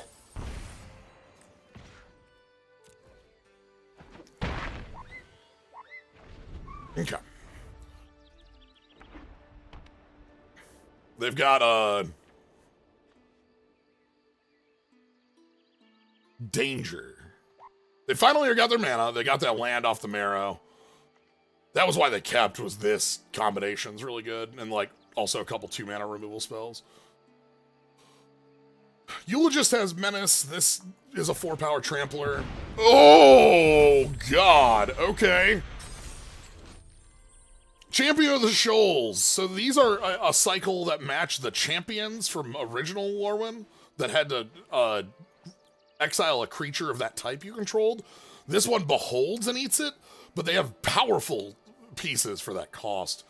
This one taps and stuns a creature on enter or tap.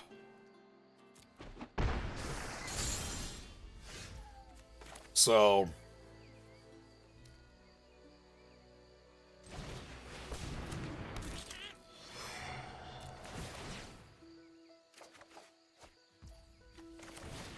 let's just go wide.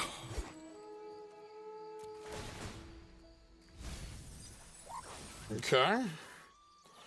No attacks. We can't get over that 4/6. But we are trying to go wide enough to overcome it ourselves. So this attacks. Clearly gets to tap down something. Not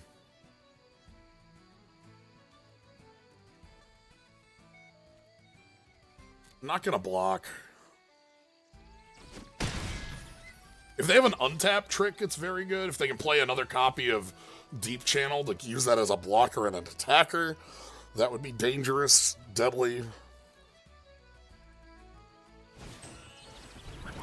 Whenever this attacks, tap a creature to... Ooh, okay. I think then that means I need to see your hand. What are we working with? Show me your moves.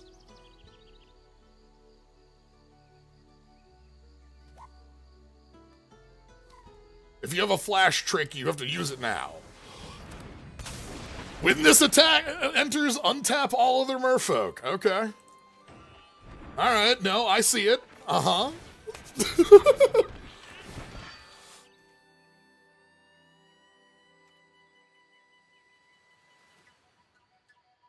Alright.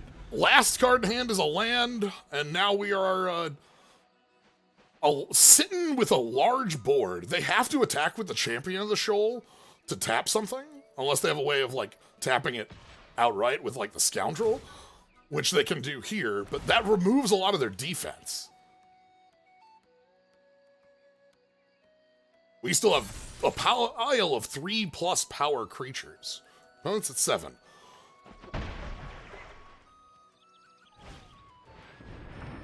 Okay.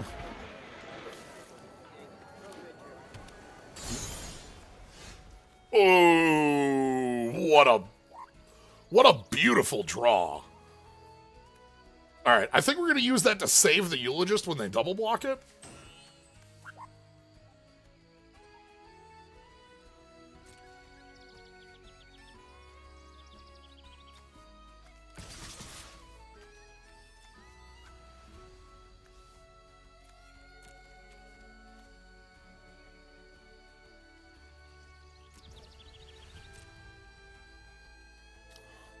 Alright, let's do some...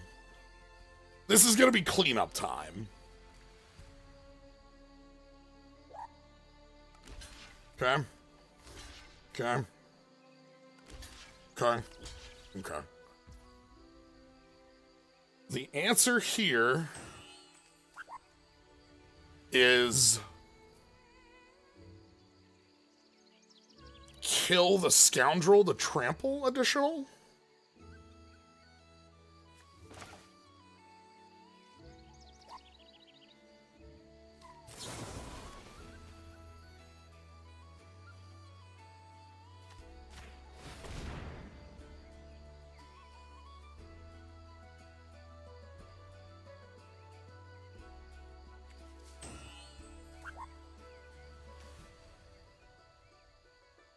Might as well spend the spiral into solitude here.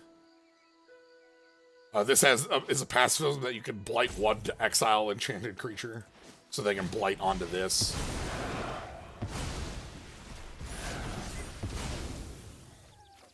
I will kill your thing that loots on tap. All right. Excellent position. Opponent's on 3 life, and we've got,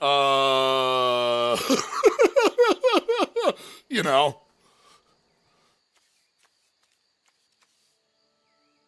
Are you ready for Dot Hand Eulogist to get another victory? Another victory for fairies? Elves? Fairies?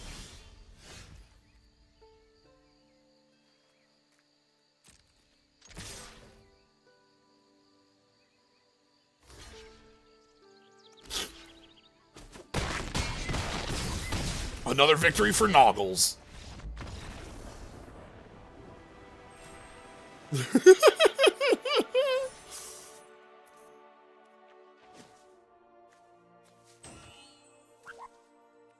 That champion is really strong stuff, but our opponent having that little bit of a hiccup.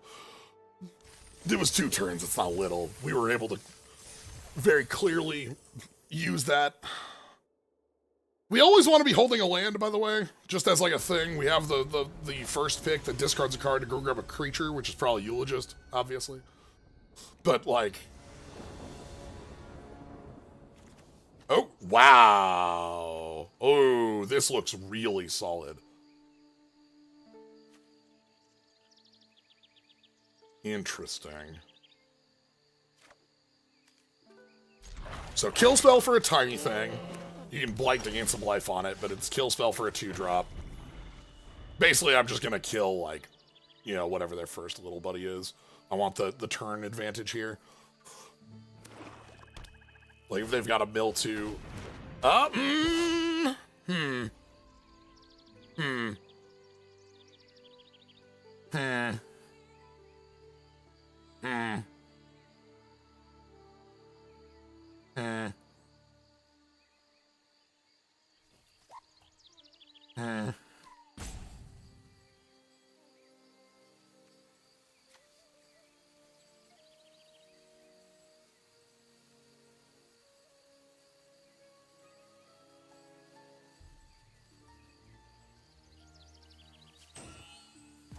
That's just not worth it.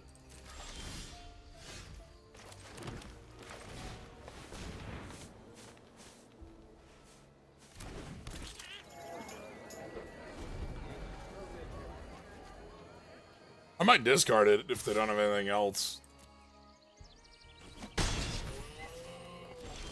Ooh, okay.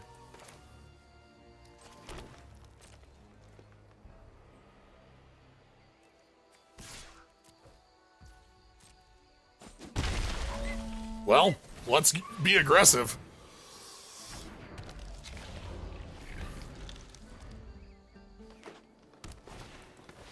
Eclipse Elf, sure. Great. Again, 2 land and an Eclipse.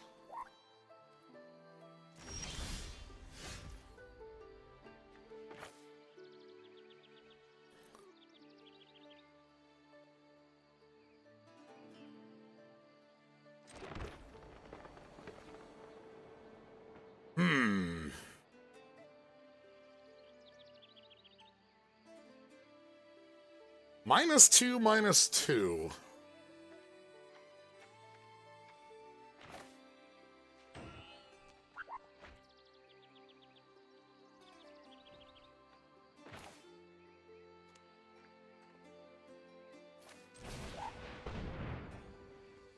We'll fit it in next turn.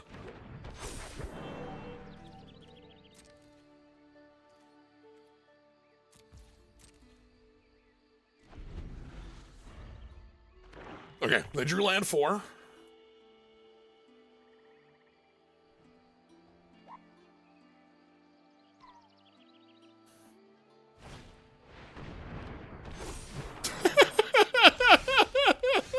Yeah, okay. All right. No, I get it.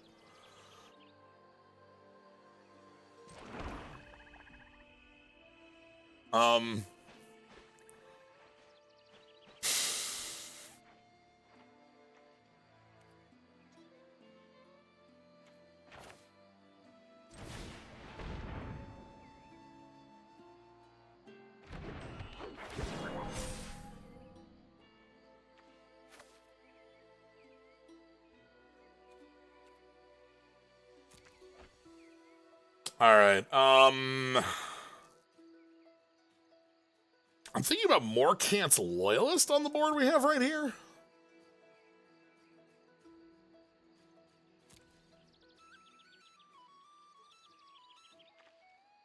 That just looks like the best thing we have. We don't have enough black for the Willow, sadly.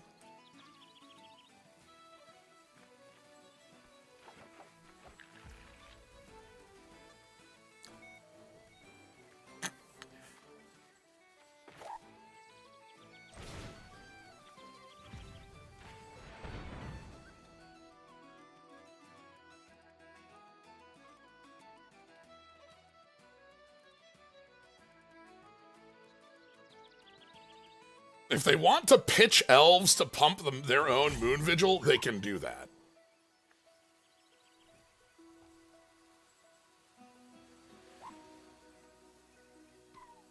That's fine by me. Okay.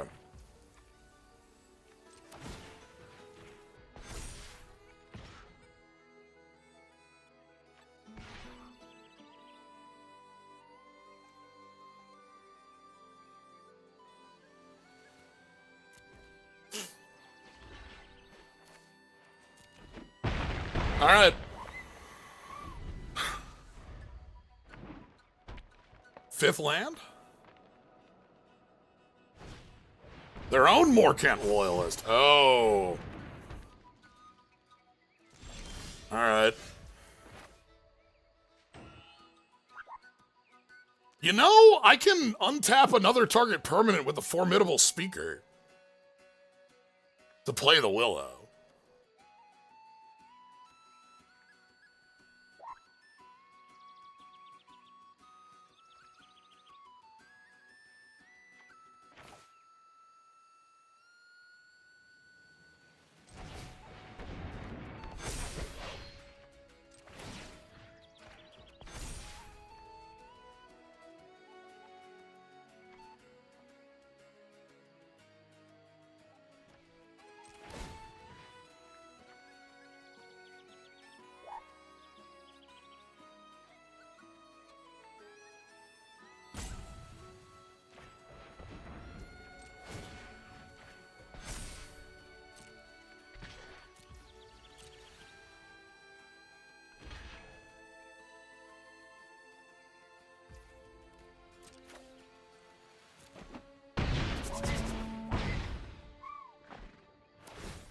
I think they're probably just going to make a bunch of Morkant tokens, is the thing. But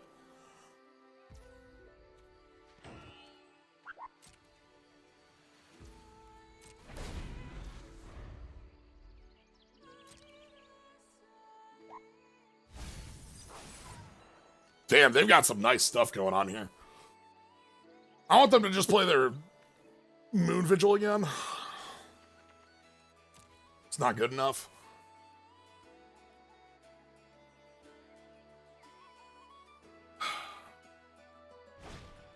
Perfect. All right, it is a 5/5. That's like real, but like not real enough.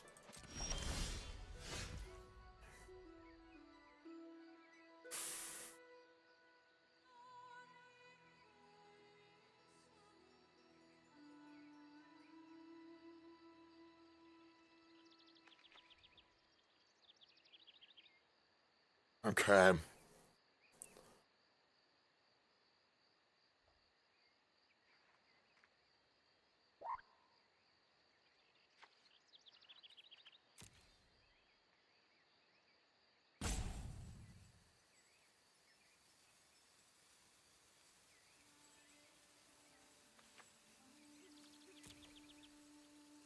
This is tough. There's a lot of directions here. Our own Reaping Willow.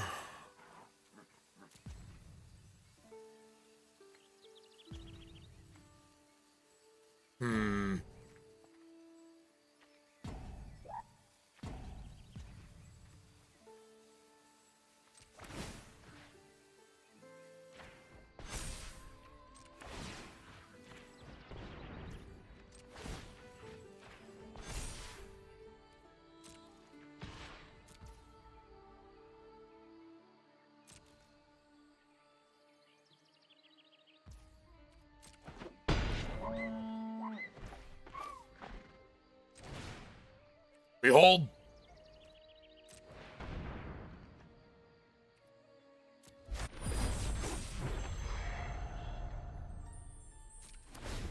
Okay. If they get to use the Morkant's eyes, that's going to look really good for them because it's a ton of bodies. I think that's what they want to do, is they just want to pop that for like 1 billion bodies.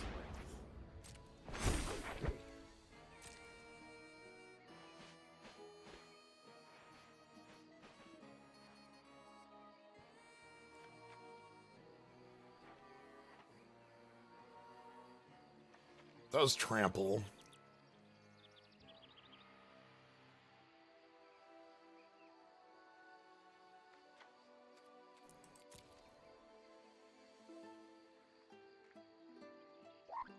This isn't great. I won't lie to you.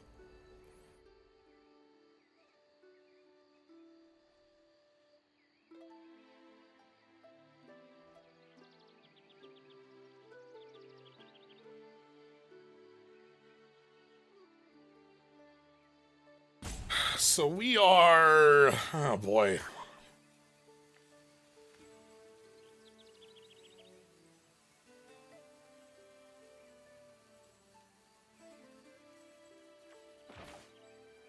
Am I blocking with Morkant's Loyalist?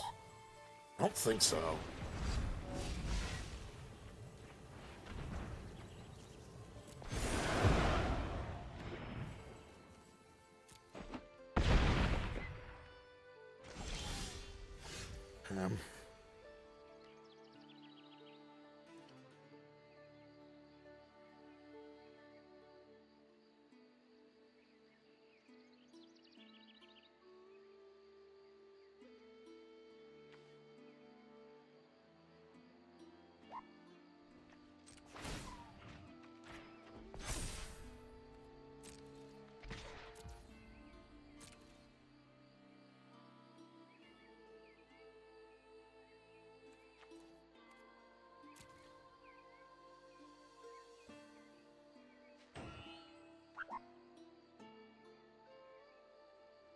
Four cards in hand is also, like, terrifying.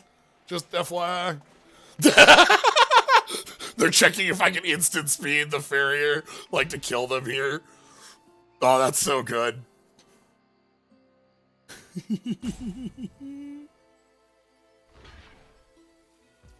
Okay. Alright, alright.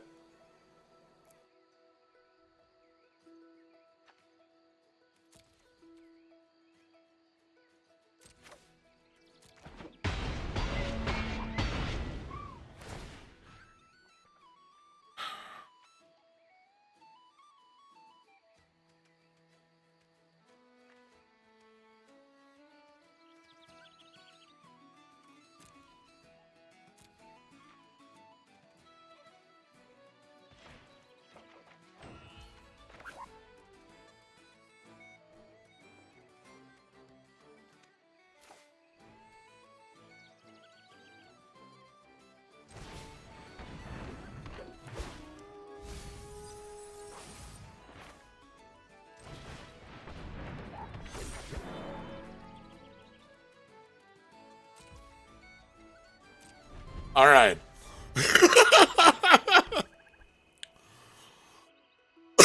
We're trying. Okay. So that's Gravedigger. What is that picking up? Oh! That's picking up Anthem your team, huh? Okay.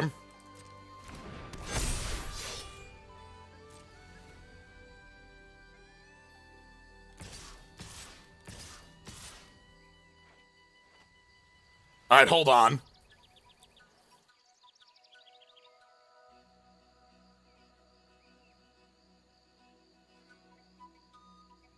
Uh-huh. Uh-huh.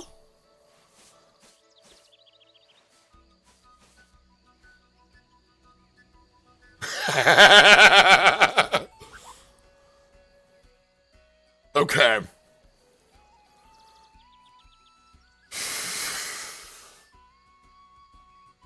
This is fine.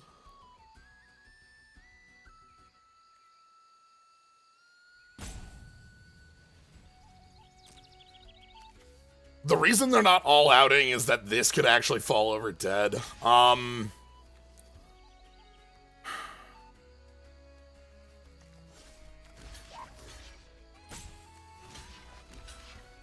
Like so?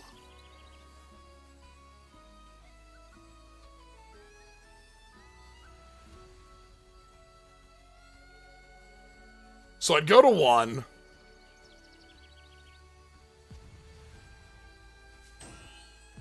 We gotta play to win.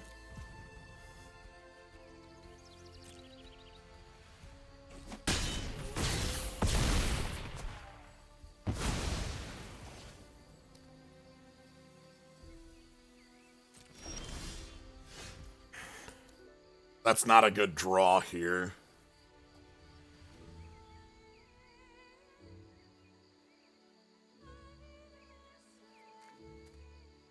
Oh boy.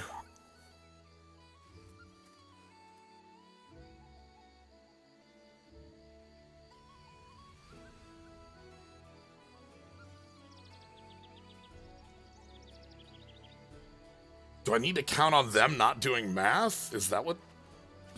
I can play the Reaping Willow, but I can't revive with it. We don't have enough black. We can untap the swamp this gives, but that's not enough.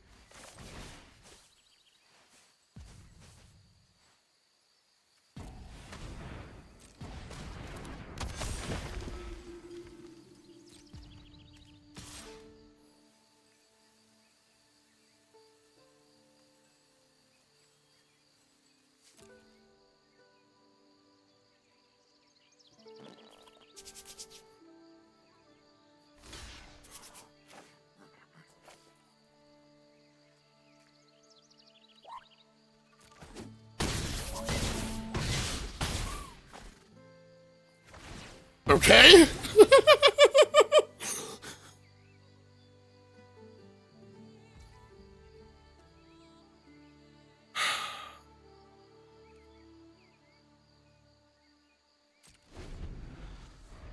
I can't play the Evolving Wilds because I need to threaten some sort of trick.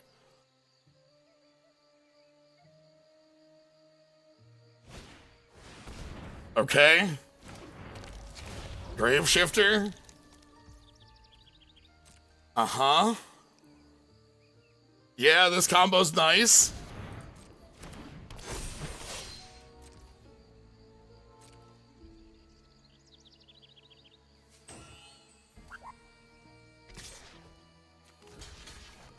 Okay.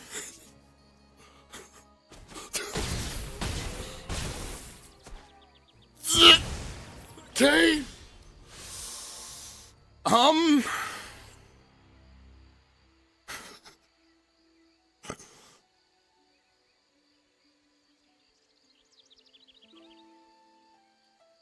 I don't think we can have it. I don't think we've got it. We're trying so hard.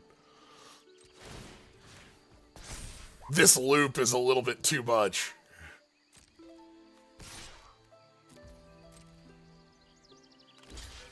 Yeah. Like...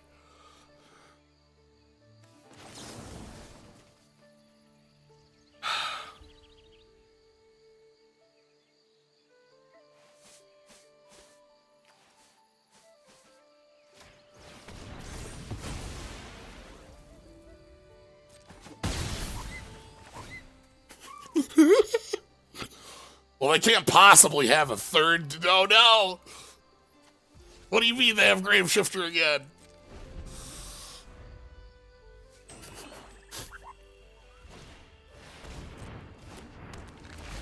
What were the odds? Damn.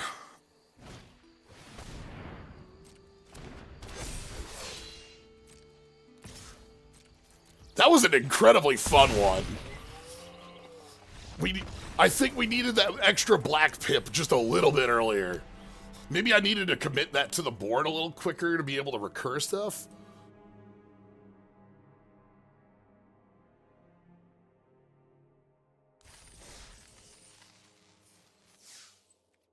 The mirror. What a fun mirror. Okay. Circus of value.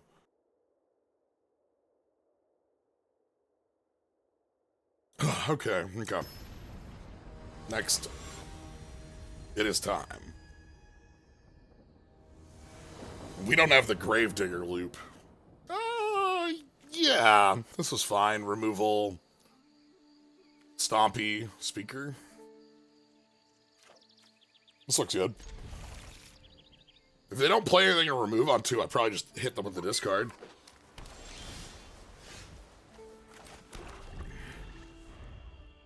Even if they do, depends on how powerful the thing they play is. Yeah, I can just hit them with the discard then.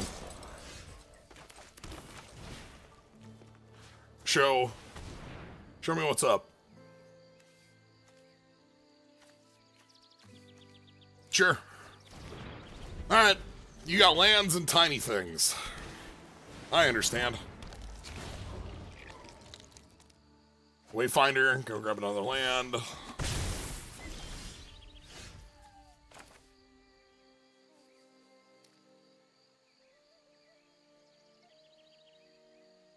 Do I want the Lisa Lana Dignitary here? Still?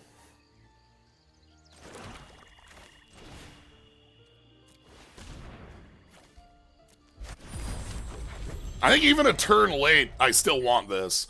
Formidable Speaker can turn it on. If I want to. Or need to.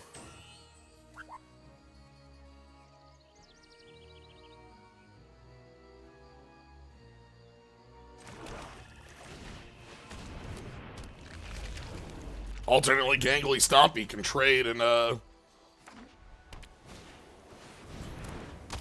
You had that and you didn't search it? Huh.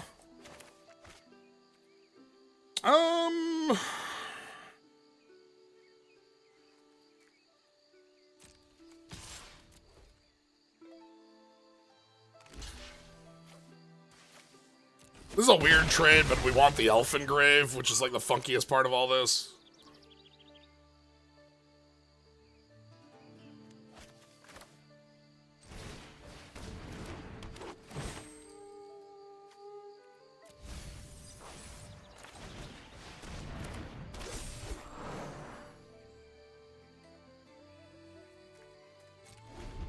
Okay. So yeah, remove this draw. And here's the fixer. The fix is in.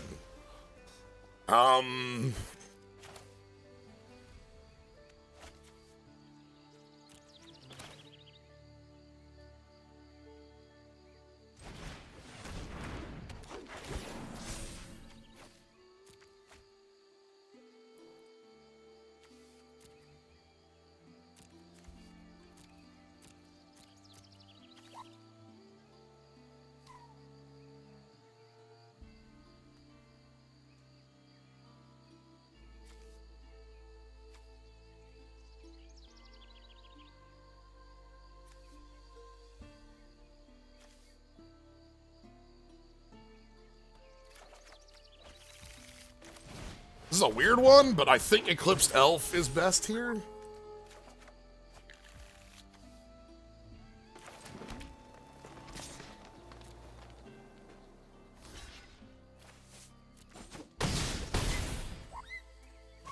My idea there is that Eclipsed Elf with the Bloodline bidding looks really good.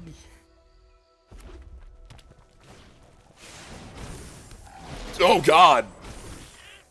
The Kith Keeper. Alright.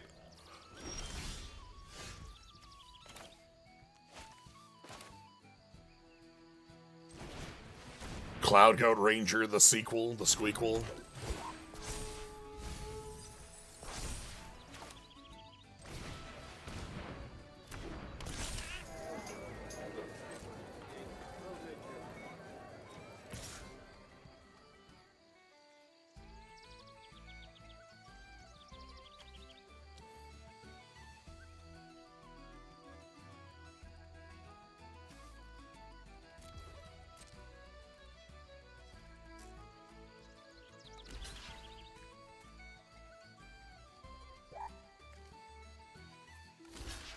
Ooh, that's interesting. Check this out.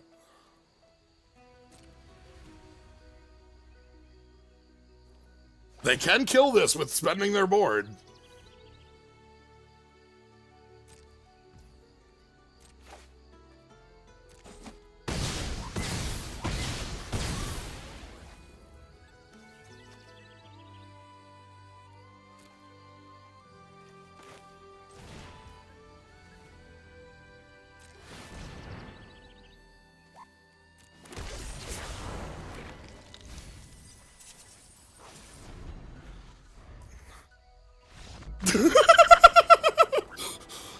I tapped one land for that. Waterbending. The elves have learned. Black, 1, 2, 3, 4, 5, 6. And 1. Eulogy just missed by treasure cruising? The treasure cruising? You know? Wait, I'm sorry. Did that treasure... Wait a minute.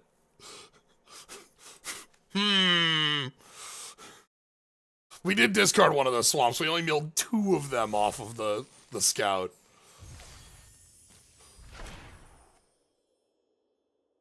Skin. Manifest Dread has some power in this set with cards that come in with -1/-1 counters. There's some pretty huge ones that come in with like 5 or 6. And you can Manifest Dread them and then flip them up as full bodies. Oh my god, I'm fighting Midgo. What?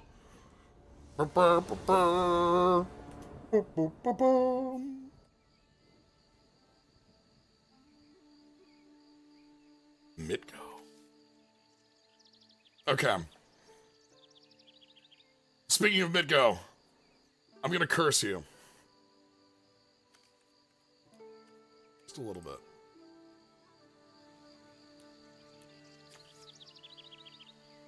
Just listen to the background.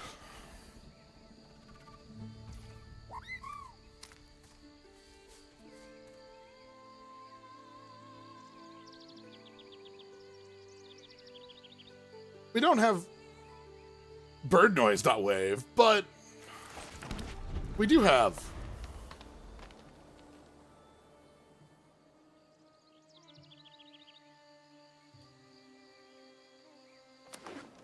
every like 10 seconds there's a new bird noise.wave happening.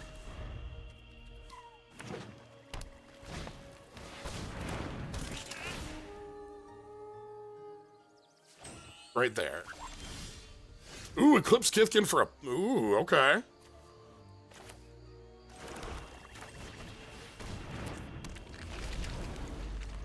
Nice lands. Midgo's got good lands. Those are arena lands. What are you doing? You should have, like, Guru basics or something.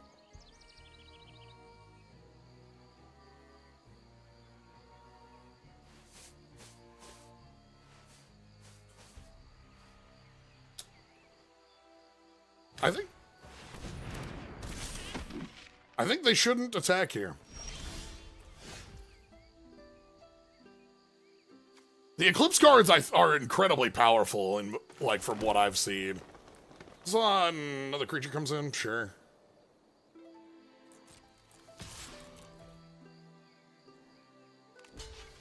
Like a 2/1 that's self-replacing and sometimes gets you some like really powerful stuff.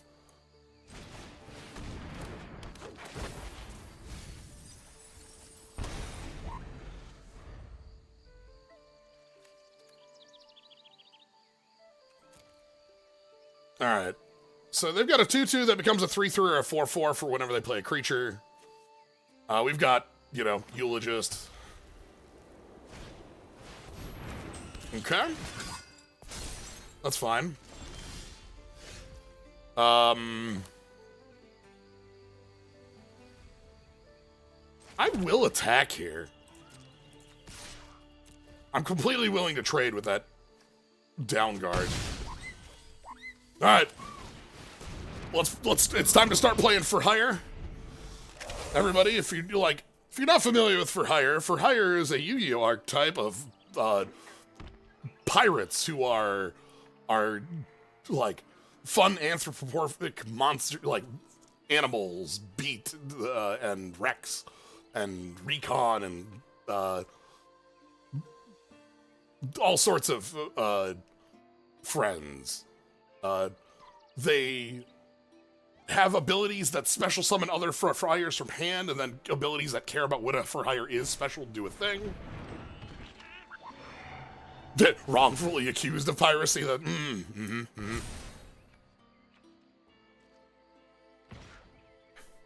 I understand.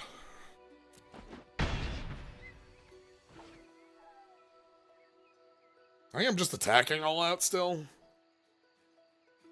The trades are still in favor. Do they have something on 1? Kinsbale? It'd be annoying. Changing the math on this would kind of suck. I want to play these Moon Vigil adherents. One of the fun things about For Hires is that they change the text of like search of and combat effects by saying monster For Hire instead of like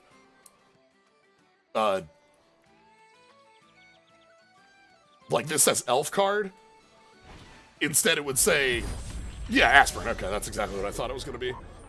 Instead they say card For Hire. Yeah, aspirin makes a lot of sense there. We're still going in.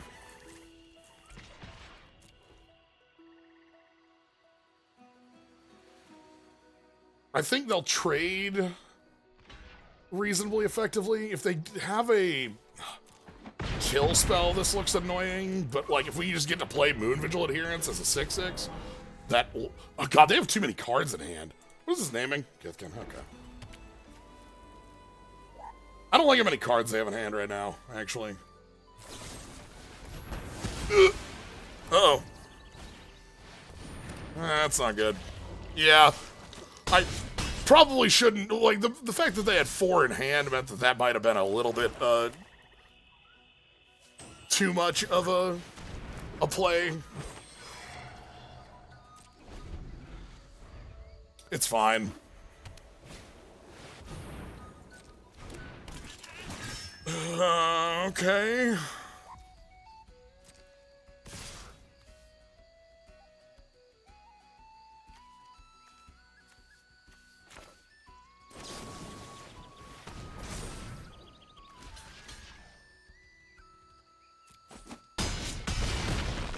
Okay. Go to... Alright, that does not pick up my graveyard, which is the one card that would get us out of here.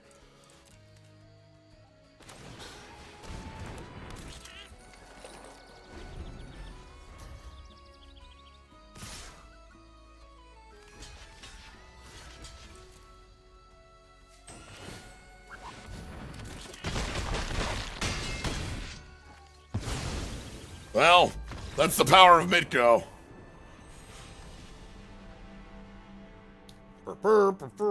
They got all those old school sounds on their side. They have true bird noise, not wave. Fine. We can return to data. If I can win one more, we get the maximum magic on this draft? Okay. Yeah, okay. Maximum magic. Always a fun place to be.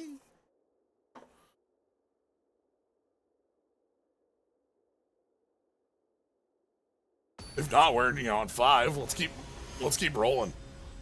Minor Lion. Got the Fleam. This looks good. We actually deal with having too many lands here by being able to discard one to the Formidable Speaker. We've got a curve out and a half here, huh? Alright. We are the aggro Craig super hard here. Best play against this is a pile of 1/1s. Okay. Kithkin moving in.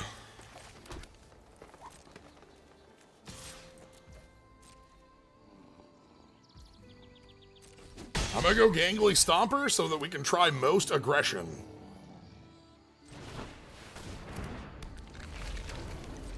And then Formidable Speaker to go grab, like, Elf Anthem, maybe?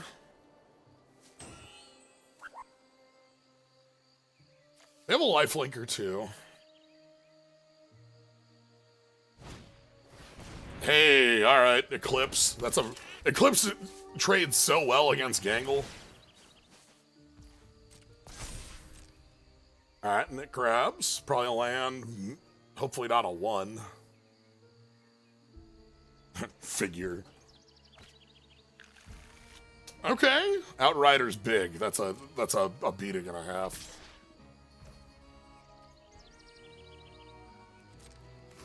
I'm willing to trade on this because otherwise we're trading on the Eclipse Kithkin, and I don't want that.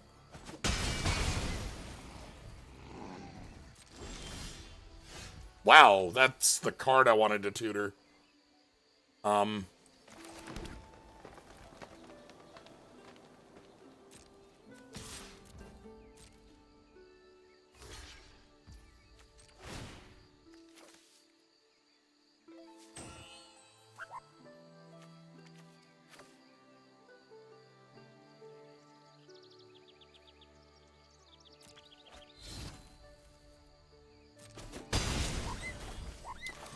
The idea here is that this puts the Vigils up to 4.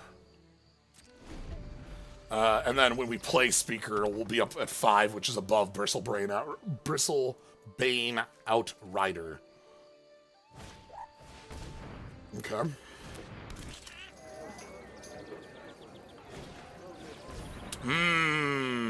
Okay.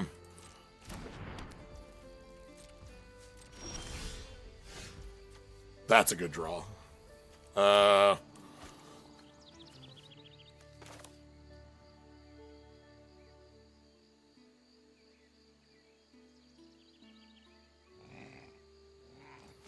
don't have any way to get this out from here. We don't have like a changeling that eats an enchantment.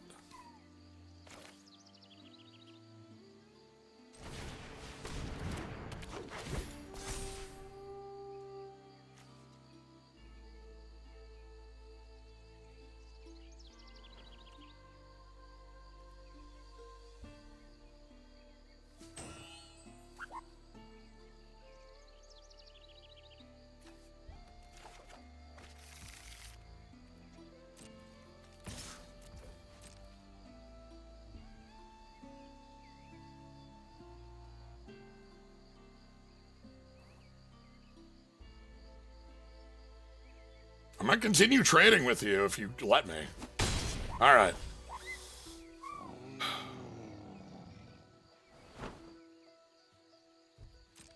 I don't think I want to play this land because I think we need to be like... So this is going to be the Outrider. That's a 3/5, which is too big to get over right now. Do you have a 1-drop as well? Nope. What the hell?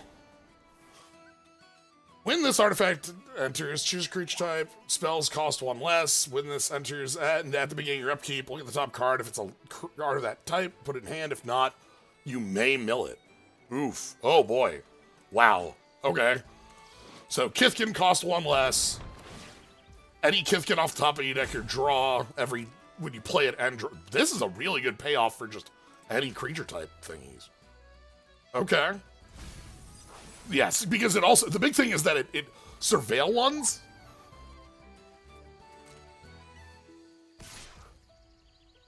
Okay.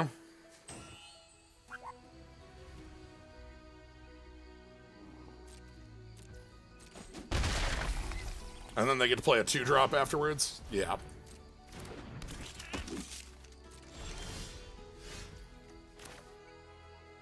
These are exactly the creatures I want to draw, not gonna lie.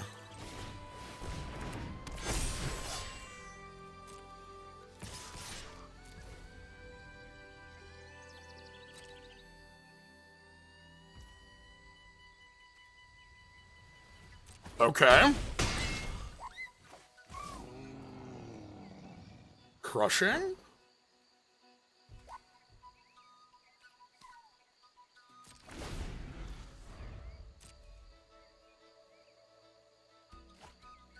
Alright. They didn't mill it, but they didn't draw it for free. So it's a non-Kithkin card they wanted. Yeah, the -1 cost and the draw, that's a lot. Like, okay, Thought Left Lieutenant, and they can also play out the Bristlebane Outrider.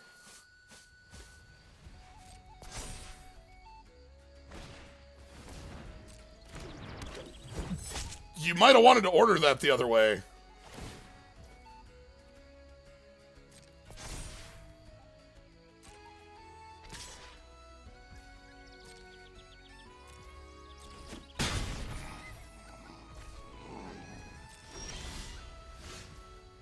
You really might have wanted to order that the other way. Right? Like...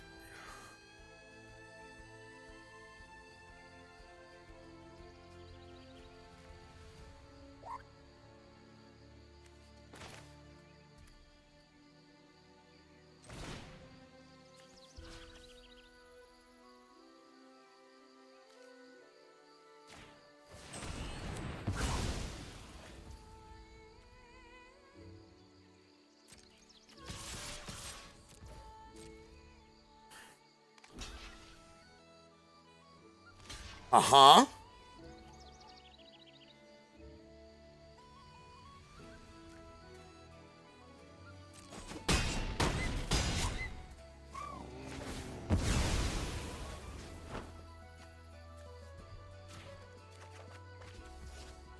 Alarm bells are ringing. Our opponent's at 2. Everybody sound the alarm.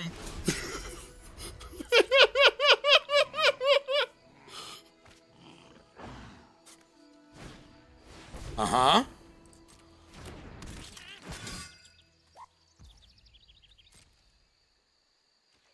I'm so sorry, my friend.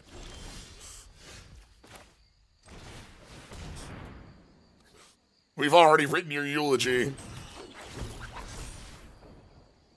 He had a lot to say. He had a lot of nothing to say. The ranting and pointing his finger at anyone but himself. We'll miss him. We'll miss him. We're gonna miss him.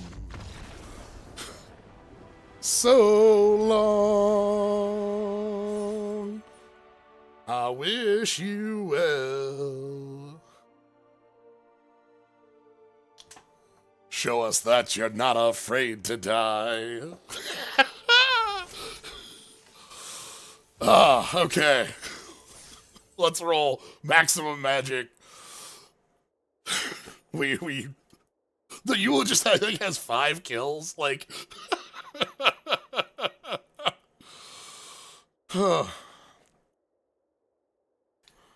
good. Static Cat, I'm glad I'm not alone there.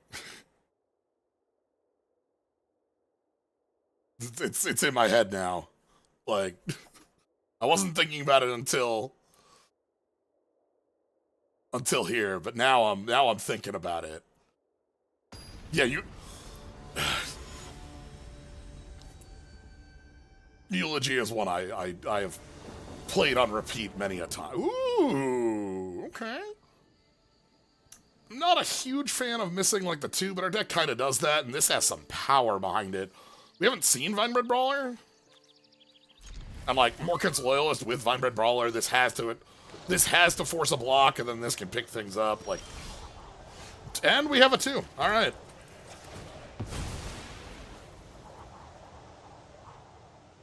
Not afraid to die so long. I wish you will. I am not. Oh, okay. Ooh, okay. Here's it. We asked about tree folk. We do have some tree folk. Friend of Doran. Taps for any color. Big defender. 4 drops. Okay, I'm not... This doesn't terrify me. What do you name an elf? Elf, yeah. Okay.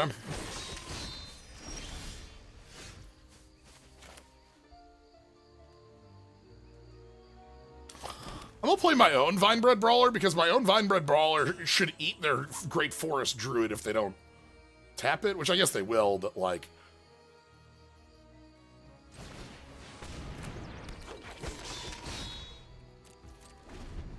We'll try this. If they have an Anthem or a Pump, we can block with Vinebred Brawler on Vinebred Brawler. Bread.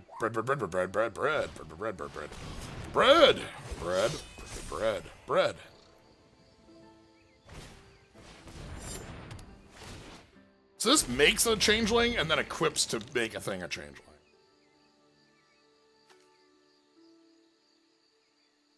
So if they come in, we have to block, but also we have to, like, you know what I mean? Like, it doesn't really...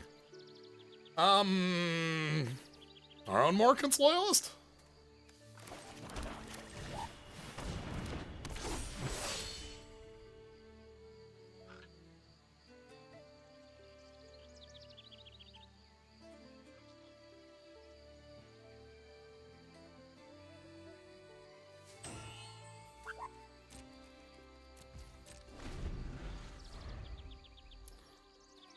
This is funky.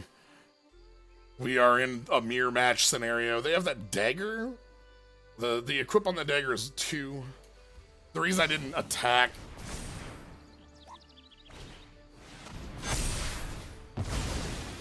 That's not gonna work the way you want, buddy.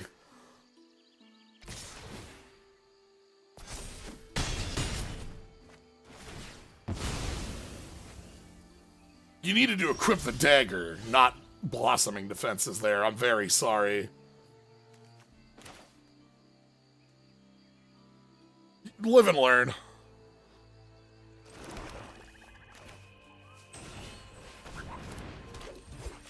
Yeah, because, like, this, like, would have kept everything alive. But for... Yeah, that...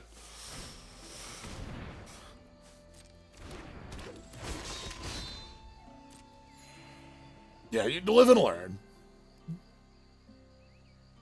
How else can you hang on the edge of tomorrow if not... Okay, that's a good card to pick up.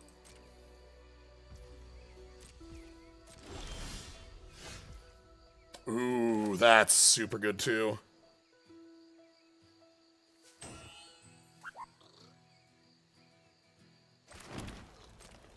Force the block.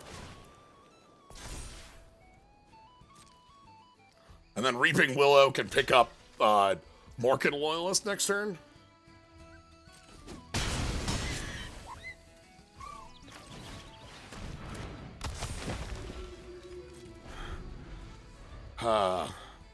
The stream is now narrated solely in song lyrics.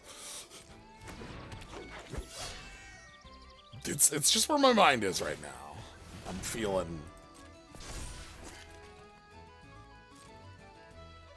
feeling it.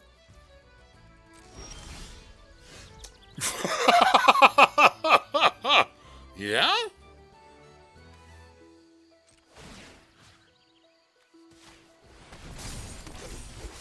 Okay.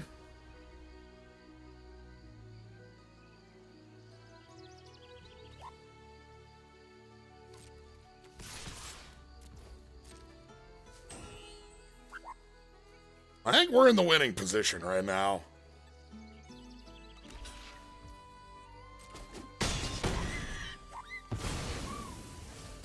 Elves being a graveyard-based archetype means that they do have the power of a grind game.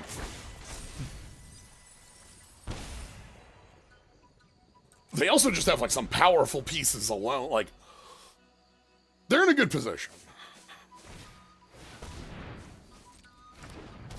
Okay.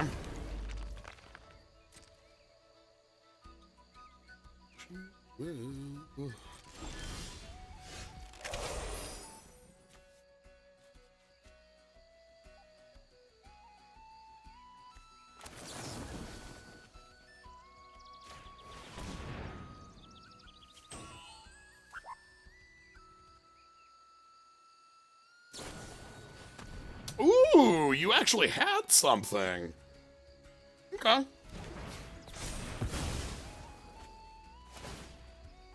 So they get their elf back and they get the elf token. They don't get the Death Touch lifelink, so we did, like, cut off their trick there. I'm gonna Eclipse Elf before combat.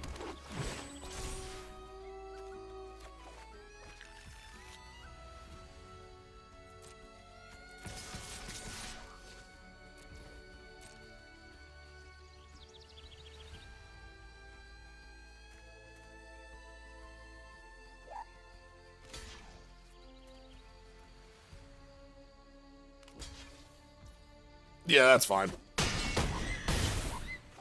I would much rather hold both these cards.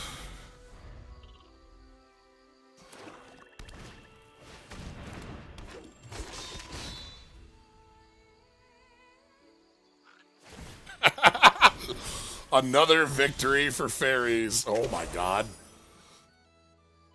Well.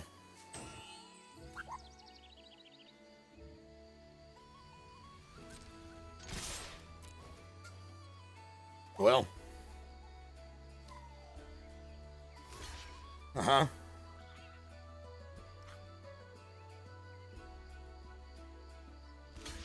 Yep.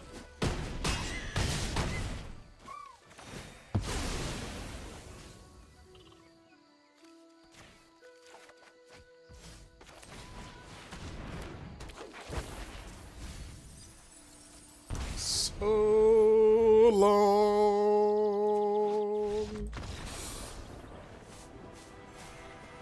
Thanks, buddy. If you can just recur this weird menace body, that's a good place to be, too. Maximum magic.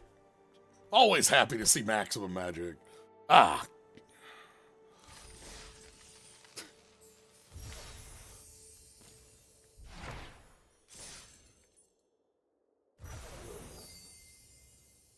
All right. I'm going to step away for a slight second again and then draft 2 because today is a day where we're doing 2 drafts. It's day 1, so let's see what we can get out of this.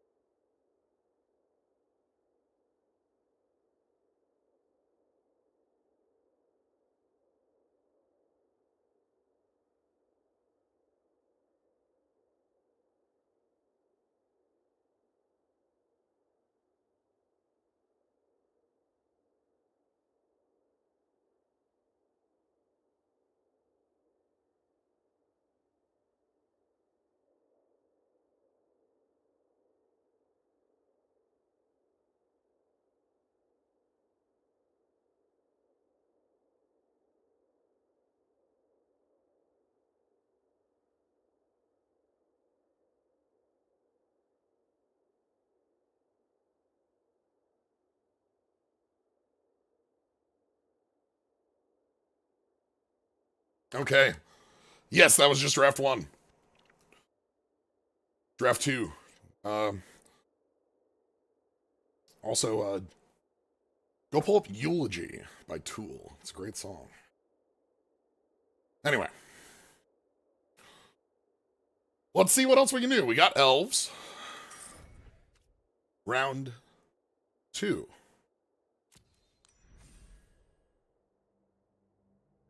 Sabo Tendi is with us.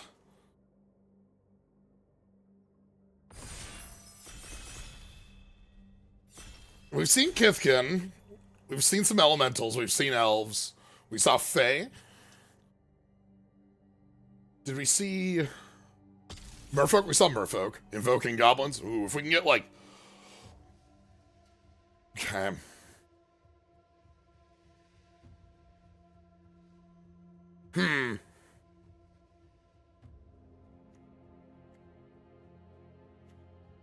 So the problem is that Tristane is good.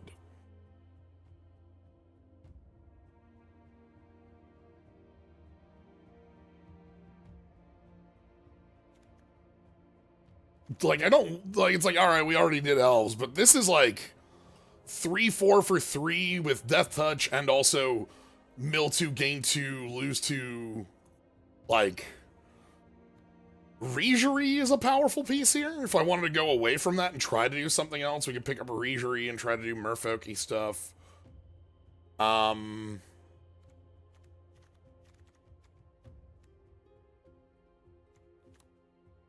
We'll start with Tristane and see where things...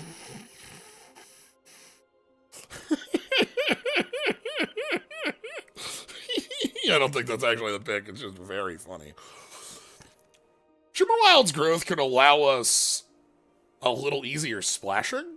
I know that, like, yeah, we can just pick Overgrown Tomb, I know, but, like... Great Forest Druid. Moonglove Extractor is kind of funky. Aggressive, wants, like, pumpy things. If we'd picked the merfolk, we had the merfolk here. I don't know how good Shimmergrowth Wilds is. This is what if we're, like... Drafting rare shocklands is not a crime, that's true.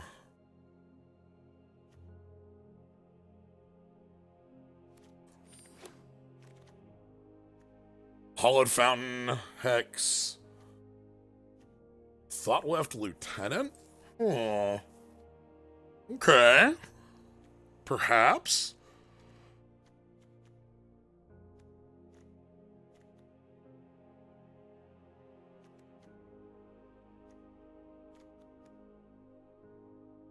Green doesn't necessarily need to mean elf. And Thought Left Lieutenant is really good. I know it wants Kithkin, but, like...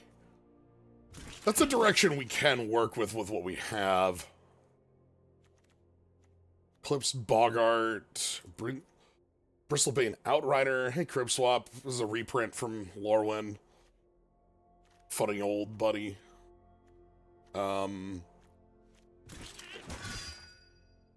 Okay. Scarblade Scout, Shrine Shriek, Mole Drifting. Mole Drifting across the universe. Not quite mole drifting across the universe here. I'm kind of trying to set up, like, pile of Kithkin friends.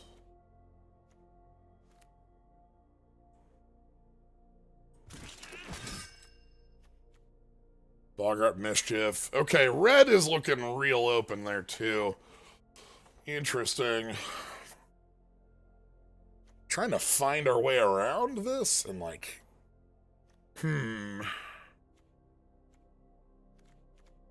Changelings are quite real.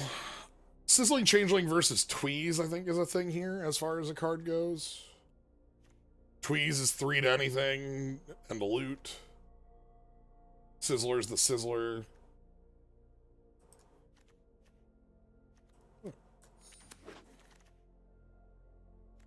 Keep tweezing? I don't know if Tweeze is good enough. I'm just living with it.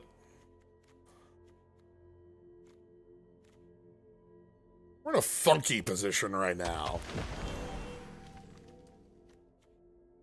Green and a lot of other directions, but none, like, set? Eulogist on the comeback. No. Hmm.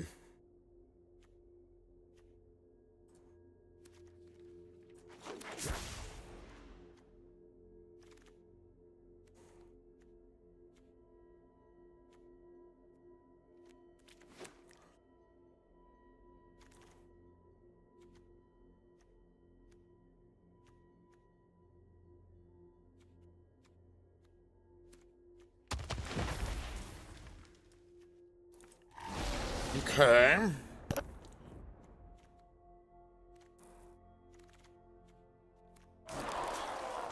Not sure. Okay, well. Hmm. Hmm.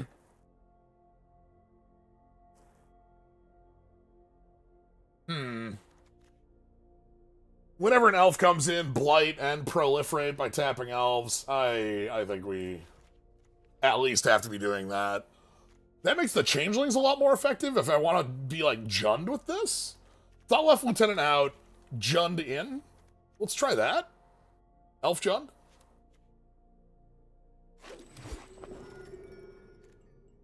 Okay, Eclipsed Elf. Selfless Safe Right is like name a creature type, give them hexproof and indestructible with a convoke. But like I think that like eclipsing is still gonna be way too good to pass. Cinder Strike and Giant Fall are also real in our 3-color. The thing is, Druid taps for any color, Shimmer Growth taps for any color. If I want to play the Wicker Maw, that also can. I'm fine trying to jund about. Iron Shield Elf, another Eulogy.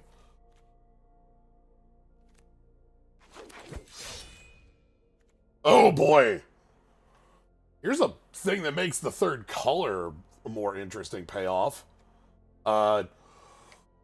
6 mana, 6/6. Vivid. X creatures get +X/+X, where X is your colors. So, +2/+2 for 2, or +3/+3 for 3? That's the big end game, especially with the ramp pieces. Okay. Maybe we can find some goblin stuff going on? Yeah, the red is cuttable. Like, these are all, like, fine. If, like, goblin stuff shows up.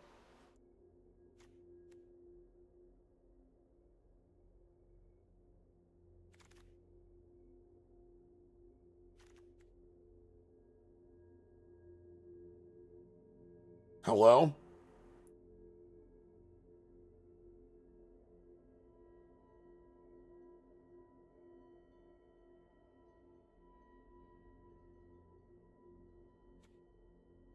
I mean, I know there's another eulogist here, but, like...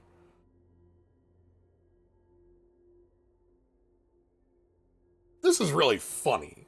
And also, like, if we have 3 forests, it costs 5?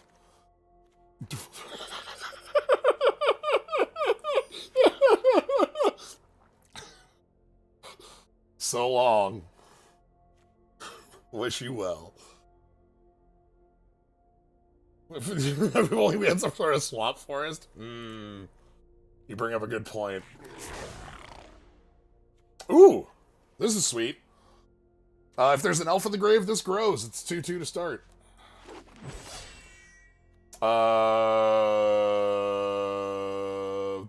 Why is this one 1/1 and a color? What? Somebody have like long arguments about balance in that in limited. Is that what happened here? Like, I don't really care what I grabbed out of that.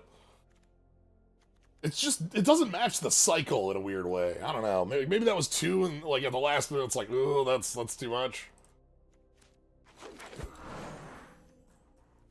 Okay, Lissaline on Informant does great work. I want one more Eulogist. We passed one up, I know. Midnight Tilling is real. Hello! Is that better than just playing Morkant's Loyalist?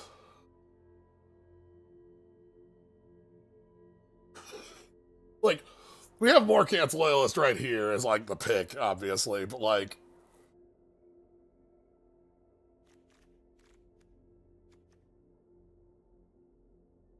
Mono rare elves. The problem is this card's way too good, is the problem? This'll table. Actually, we're just gonna table it. It's really easy. Hold on. You play a spell on your opponent's turn, pay left, draw a card.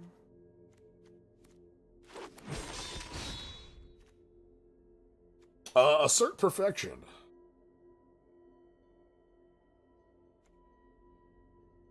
Oh, I thought that was the... Gathering Stone probably would have been, maybe over the Brawler. Assert Perfection is absolutely the card I want. I want to be able to bonk. Hello? Blossoming Defenses... I like Blossoming Defenses.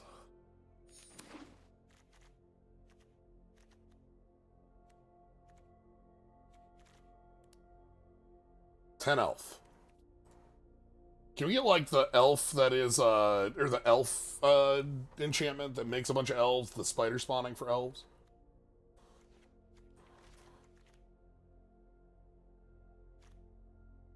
Hello?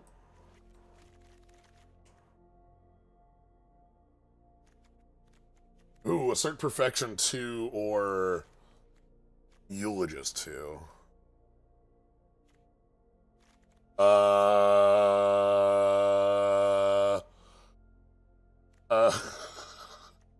Hmm.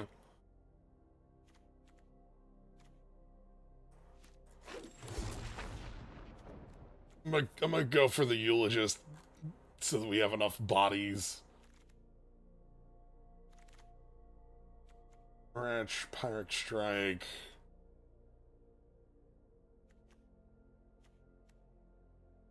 None of these are, like, really great. This wants to be Blighted. It's a Blight Goblin. This is, like, Ramp. That gets us more Tree Folk. Pyrrhic Strike is, I think, the best card in that pack. Curb Swamp. Eclipsed Realms. I don't want that.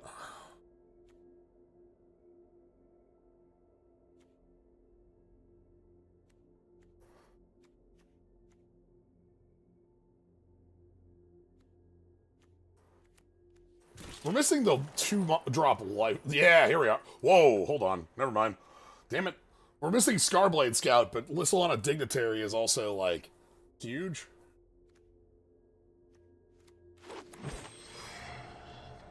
Moonglove Extractor? I don't know if that's actually, like, great, but... yeah, sure.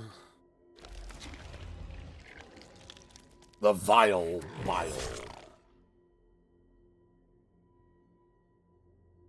Took years of finesse to finesse his potion of Necroskitter Slime and Bog Slither Teeth. Finally, he would prank the Fae. Alright.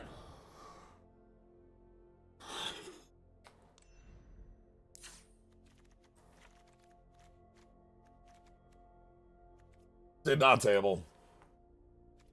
Fine.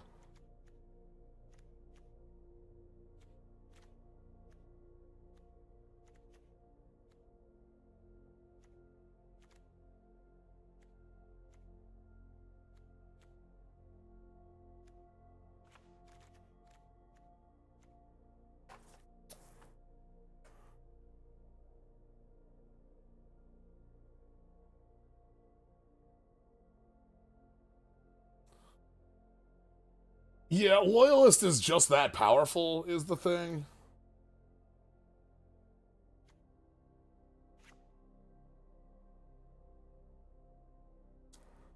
Do I want this Blackthorn in here? It is, like, card draw. Which we don't have a lot of. Not a lot of stuff I want to be blighting it onto, but, like...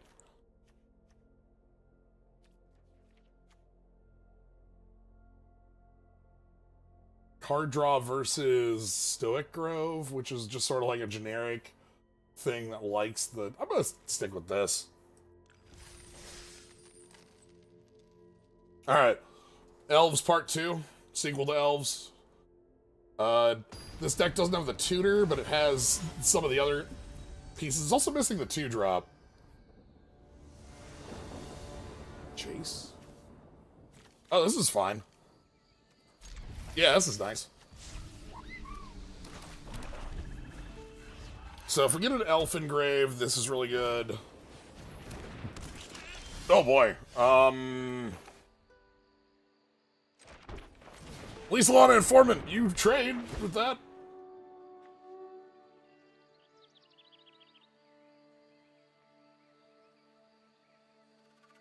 Okay. Jace. The Bargler.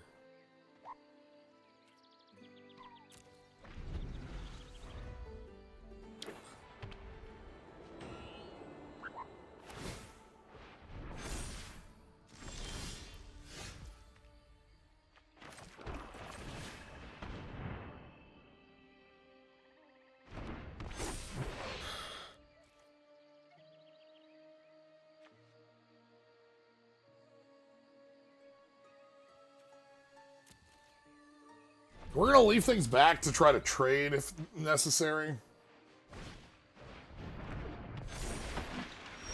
Okay.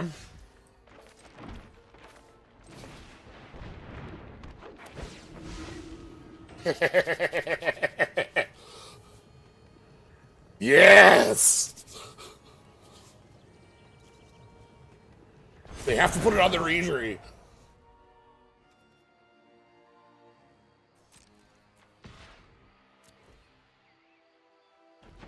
If they didn't put it on the Regery, we would just go ahead and proliferate.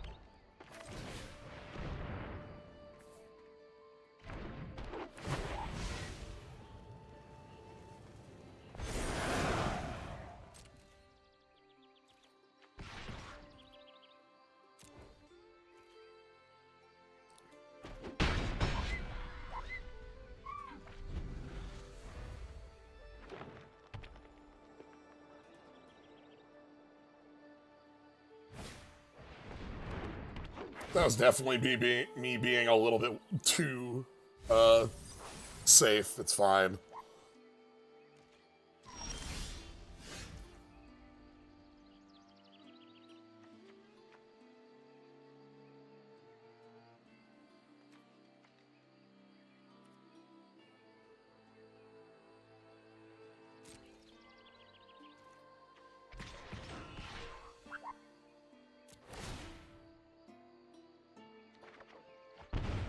Yeah, okay.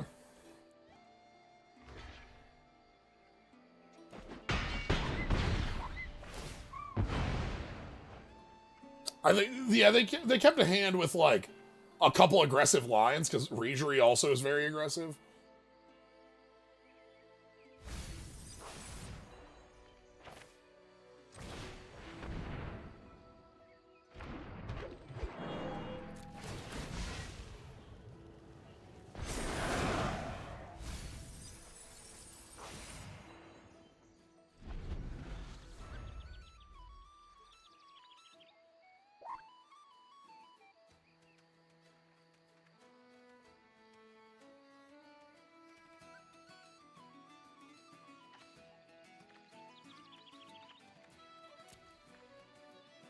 We're ready.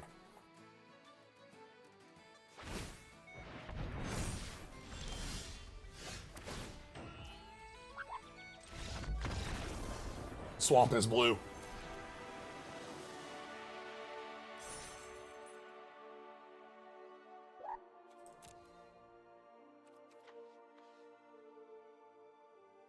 Swamp is blue.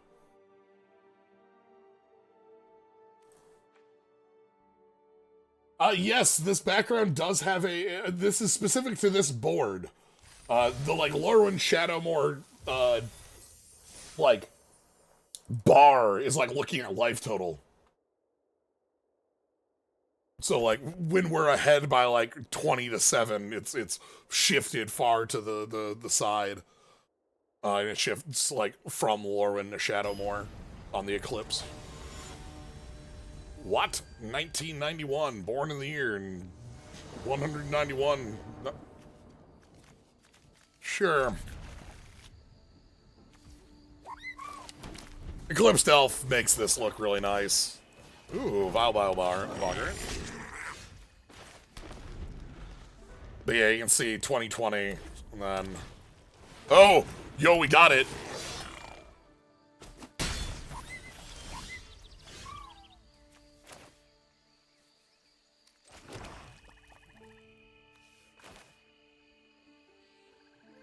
Huh.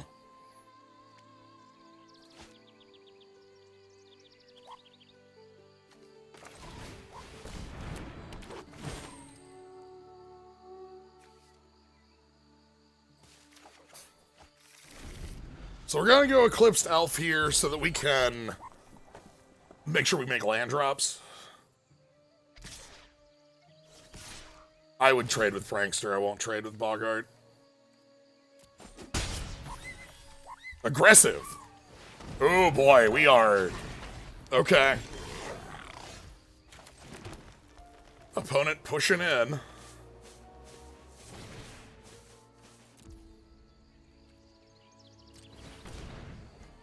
Behold. Okay.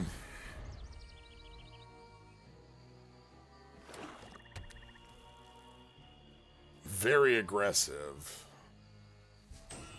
Lot of bodies. Oh boy. Yeah. Alright, okay. Yep.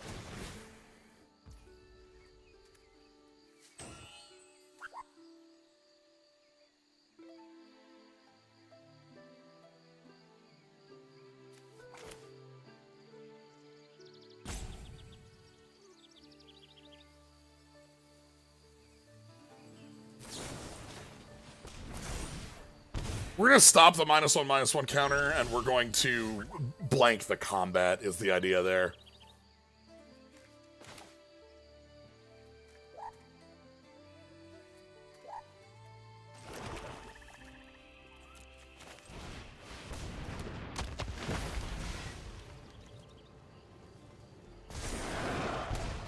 Yeah, there we go.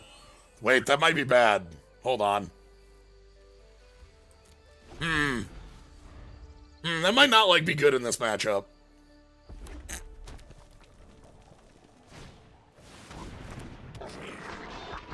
At the beginning of your main phase, Blight 2 if you don't lose 3 life. Okay.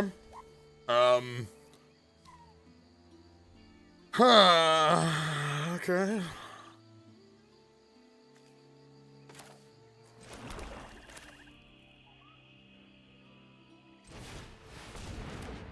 Well...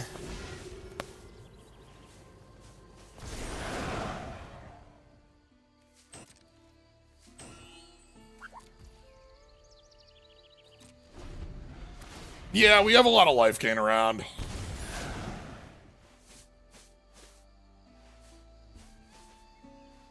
I'm willing to block with Eclipsed Elf.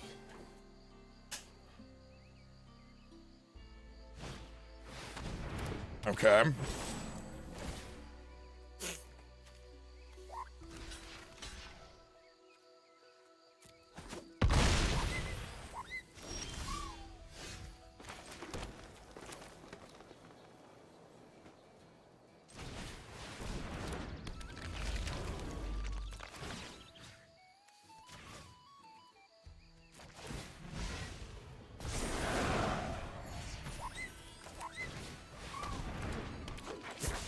All right.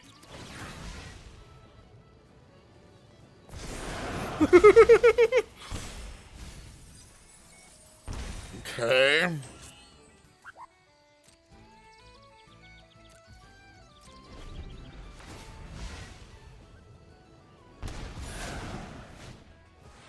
We'll never attack. Okay, more...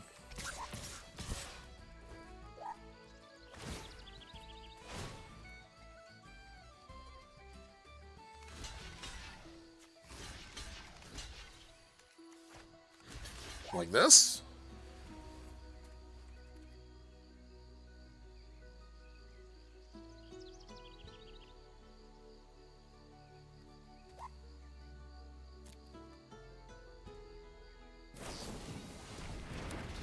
Okay. Yeah.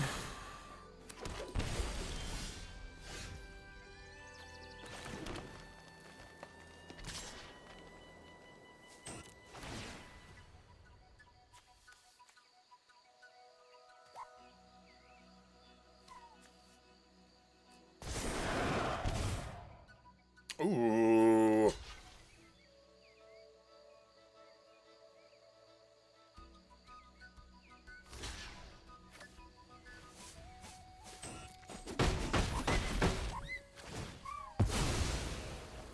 I think I need this in play right now is the problem. I don't think we can wait. I think a 6/6 to block is too important. Last card? Oh, okay. Yeah. How many elves you got? 2? 3? 3 elves? You need to kill my flyer here? Okay.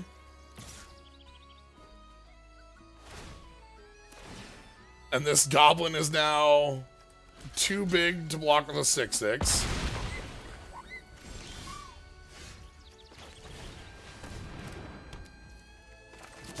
Okay. All right. I'm trying. We are trying so hard over here.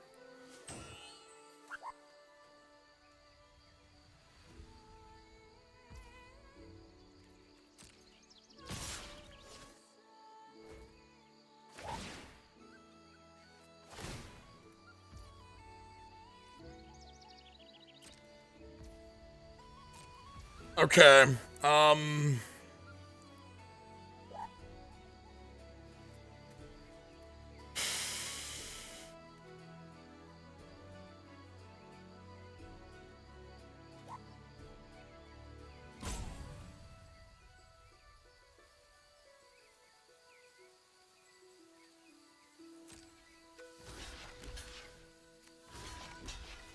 I take 1, 2, 3, 4, 5, 6, 7, 8, 9.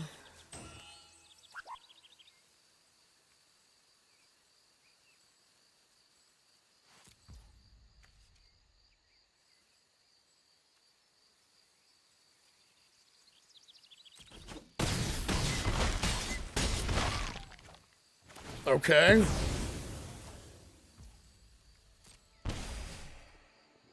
Bidding?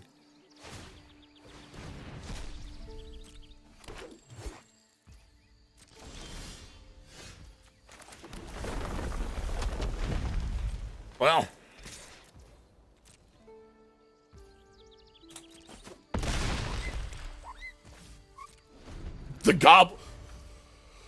That was the power of many goblins. If we had bidding, we got Tristane to gain life and Eulogist to gain life, and like, that would have been an out. I'll block it off. That's fine. But okay, fun to see the goblins active. They're here for the beatdown. We had the blight, but it's like, this doesn't do anything because the opponent's already, like, assuming that's gonna happen to all their goblins.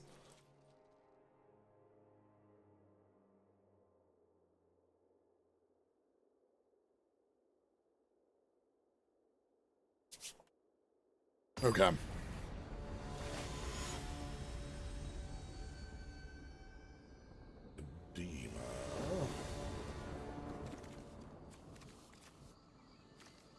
Sure.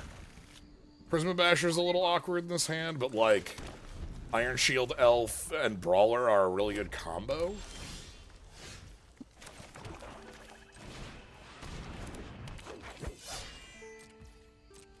Creekwood Safe Right also grows really fast. Tristane Mill would set up the Creekwood Safe Right. Okay. Perfect. Let's go Brawler?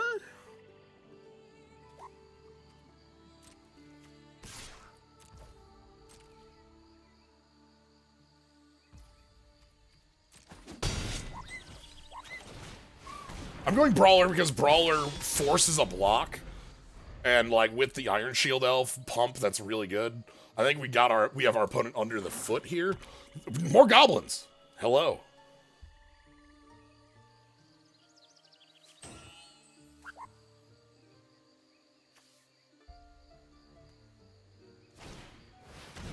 Okay. 2-3, sure.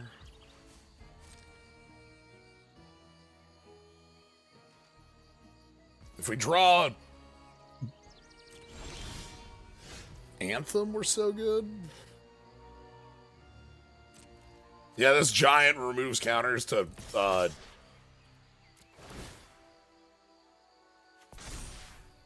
prevent blocks.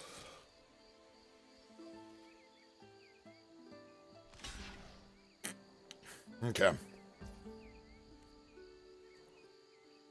They can't blight on their... They can't blight here because it's not free. Alright, Tristan.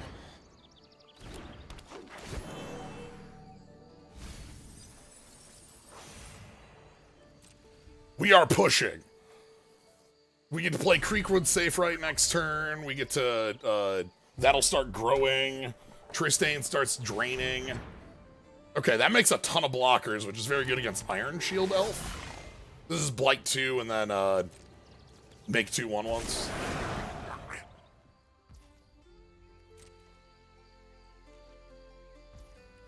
Wonder I'll land? Okay.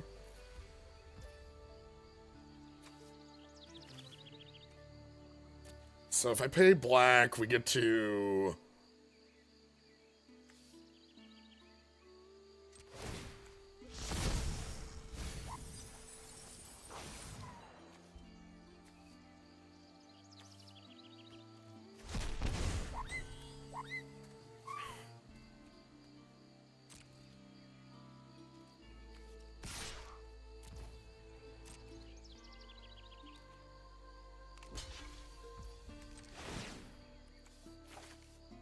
The idea here is that I want to pressure our opponent bad enough for this.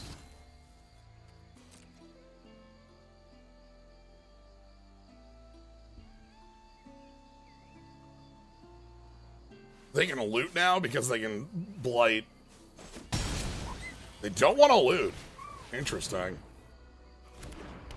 Okay. End step, this gets a +1/+1, removing a counter. Because we have an elf right here. If I draw a land, we can flip Tristan again. If I don't draw a land, I probably hold. We'll see. You're paying 2 life? Yes. Ooh, okay. All right. What's up? What do we got?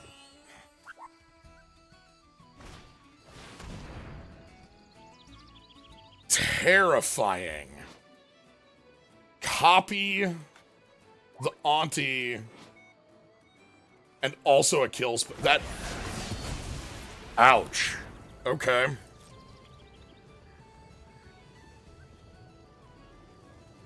That's a lot of bodies very quickly. Okay. Yeah, the copy makes those commands really, really strong. So they're gonna get in for 4. Iron Shield Elf is now playing defense instead of offense. 3 cards in hand, and they still didn't want to... Okay. Probably Informant and leave up Scarblade Malice.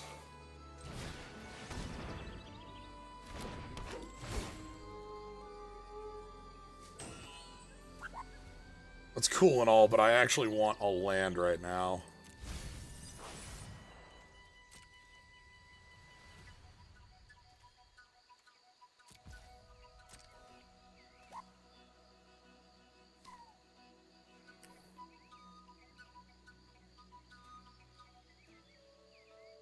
Pile of tokens, huh?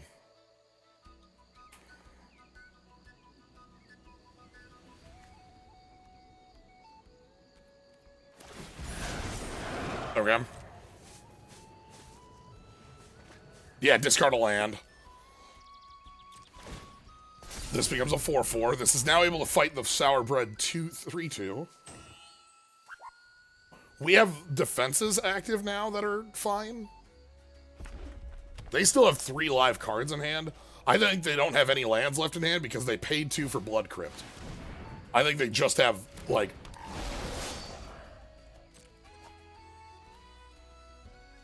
Oh... Okay, alright, okay. Alright, okay. Well...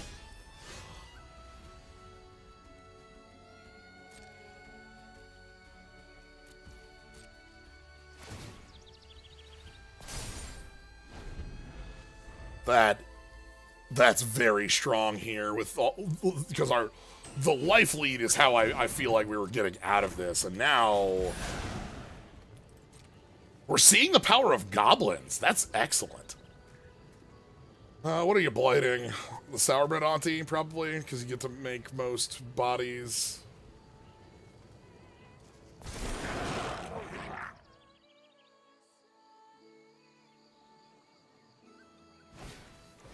This card I want to draft 8 of. Yeah, it makes 2 1/1s and also drain life onto, like, what a card.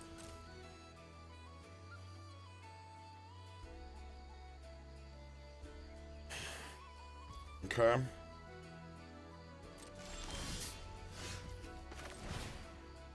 Behold. An elf. Behold. One of the best draws we could possibly get here. Fixes us out of our mana problems. Incredibly important.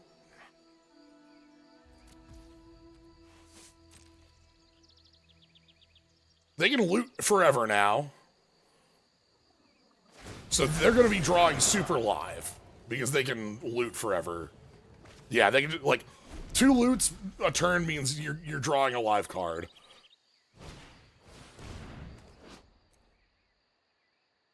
Cute. Each end step, if you put a counter on a creature, blast. Okay, so if blight, do your cool thing. Sure.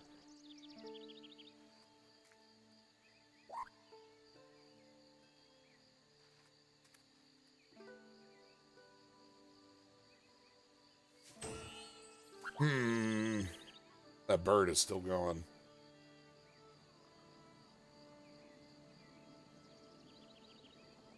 Yeah, every turn they get -1/-1 for 3 damage.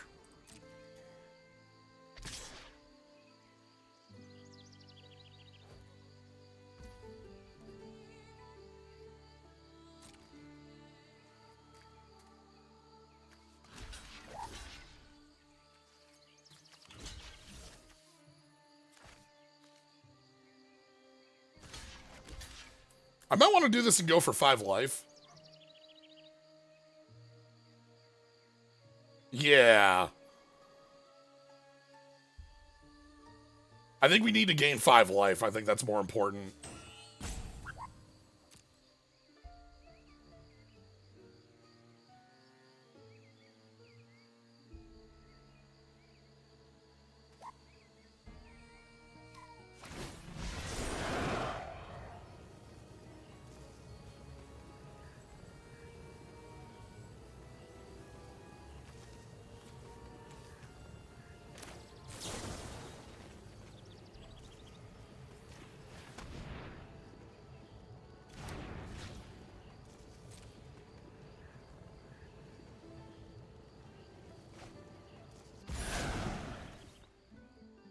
I don't know that that's a discard you wanted.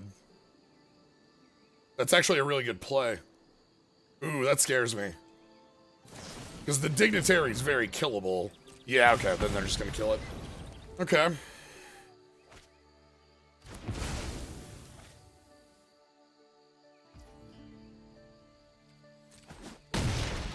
Yeah, I think Perfect would make them make the token.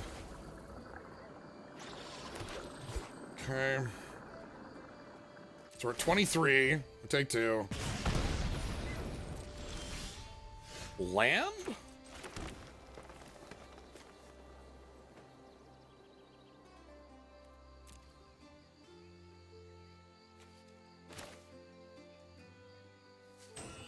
I'm gonna go with Bristlebane Outrider, because this might just get over their board.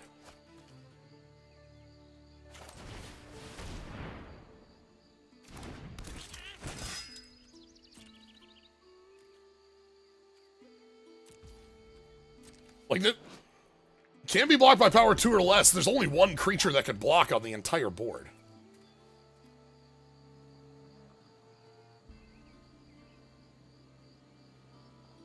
We're trying. We're fighting for our lives out here.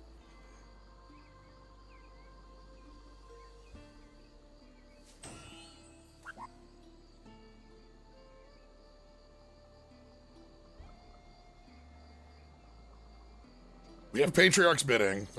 Bloodline bidding. I keep calling it Patriarch's bidding.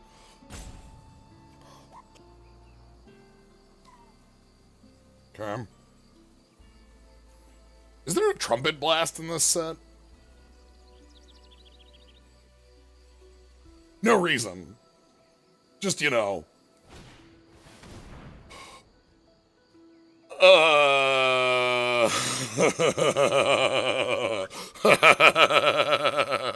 Uh-huh. Alright, boss. Uh-huh.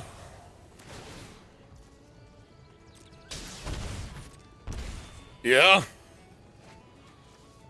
Sure.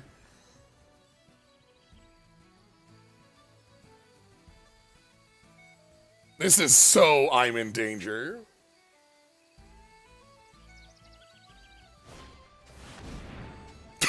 Oh no! Oh. Hey now! Hey! Hey! Hey! Hey! Hey! Hey! Hey! Whoa! What do you mean goblins do double damage? So this is life loss. This won't double. This is damage. This will double. Okay.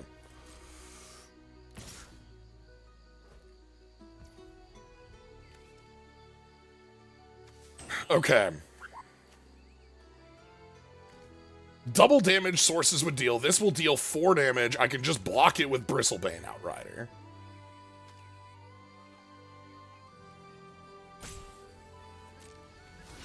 This is a free block. Empty hand, nothing around, creature dies.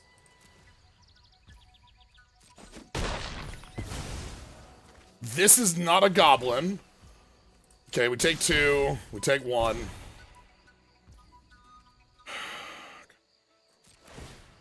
Take 2. We might have wanted to trade with Lisa Lana Informant.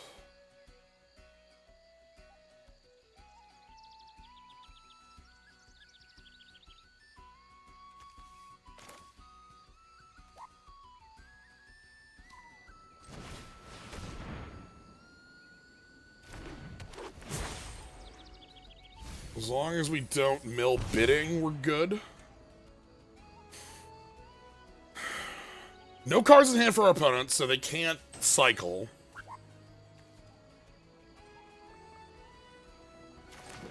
And we can't attack because they can trade with the 5/5 now. Damn.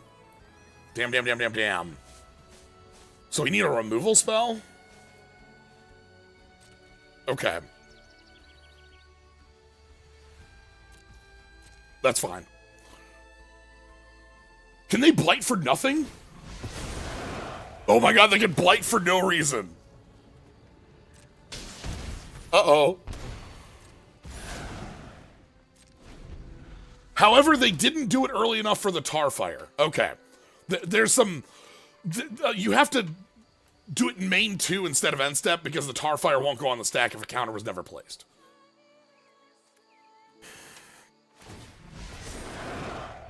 Okay. Cycle a land. Again, they're going to draw live for a while. Yeah, it won't go on the stack. Now it will go on the stack because a counter is placed. I want to trade with Lisa Lana Informant, and then we want to mill into killing you. We can do it.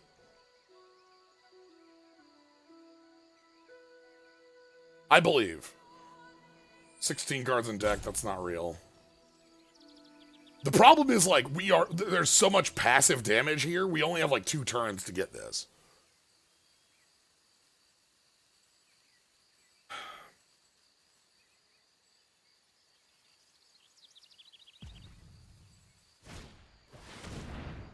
That's terrifying. So it is a creature card, not a goblin, so it can't pick up the command. It can pick up the Sourbread Auntie to make 1,000,000 more creatures. Okay. Well. Next turn is the Auntie again.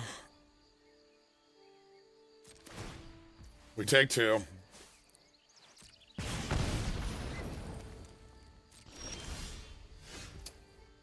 Okay.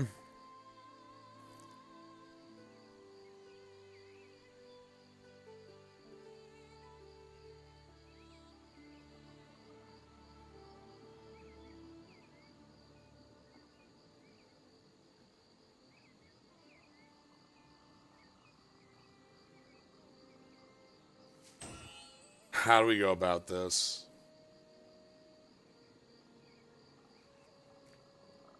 We take 3 damage on every goblin dying. All they need to do is all out and kill us, actually?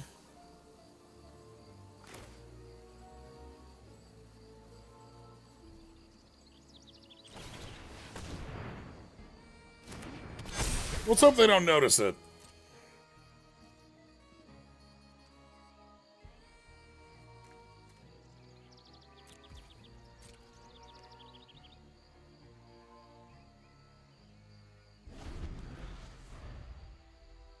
We are just dead to all out.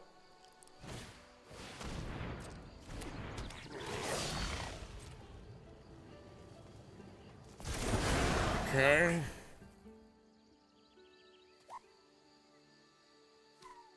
A 1,000 triggers.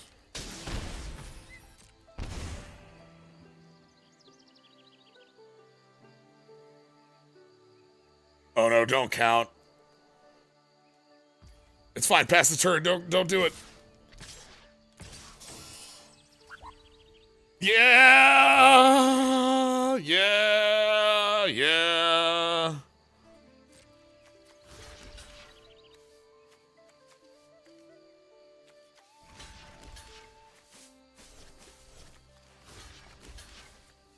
I can't not kill these.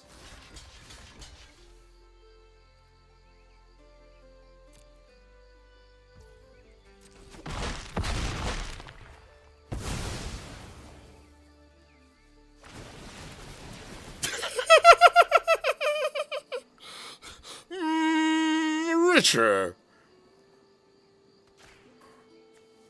God, my kingdom for that bird to have stuck around, I suppose. Bonk, bonk, bonk, and goodbye. What a powerful setup once the goblins start going like this. The free, air quotes, free rummaging, the like just hyper card selection, damage. We need to be keeping evasive creatures and like pressure to be able to win a game like that. Okay. Not huge on this on the draw. I want elementals out of this opponent. I want them to play the like. I don't want them to play the 2/1 Soulbright, but you know.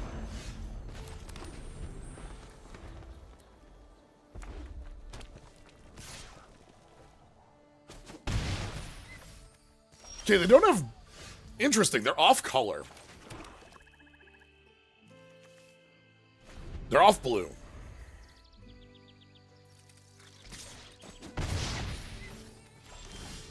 I see.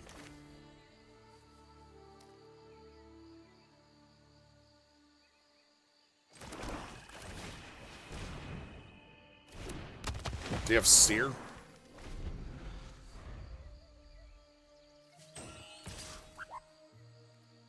No, I'm not blocking that. If you want to kill this, you're using full power.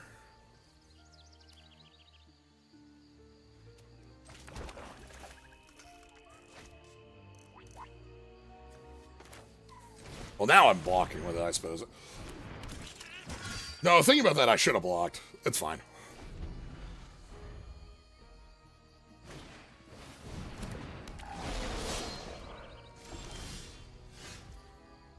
Alright, so we get to go...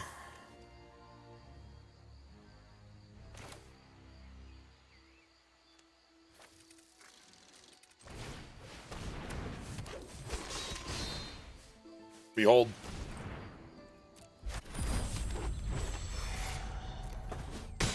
And the Vinebred Brawler forces a block next turn, which is pretty bad.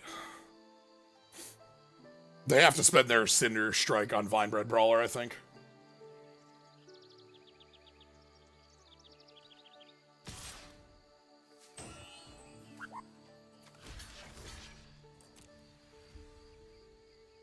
I'll block here.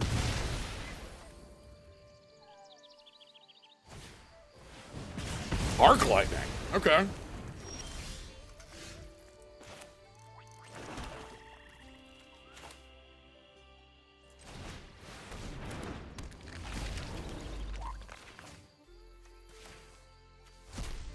Gotta remember Arc Lightning is a possibility out of our opponent. That makes more sense on the attacks into the Great Forest Druid now.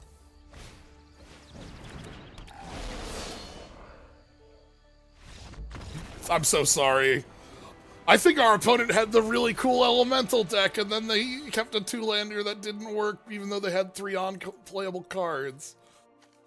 Like, this is a start and a half that's, like, terrifying, right? Like, 1-drop that's a ramp piece plus, like, Summit Sentinel. They're holding a kill spell plus a 2. Like, oh. This is tragic because I think our opponent's got a deck that's an ass-kicking. Tis how magic goes sometimes. Hey, Delivery Moogle. Love to see that Moogle. I think all 5 of the main types all have a lot of heat behind them in the right deck. Like, I don't think any of those 5 are going to be like, oh, like, completely... Hello? Ooh, can we get the sapling down, like, early? We don't have a lot of forest, but, like... This is actually really good looking. Turn 2 Druid, turn 3 Tristan? This doesn't give a... Yeah, okay. Okay, alright.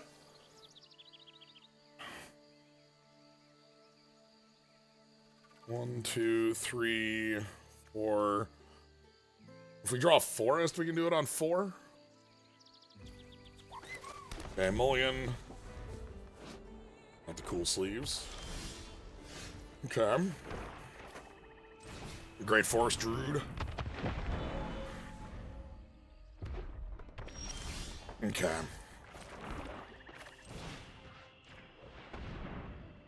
Let's go...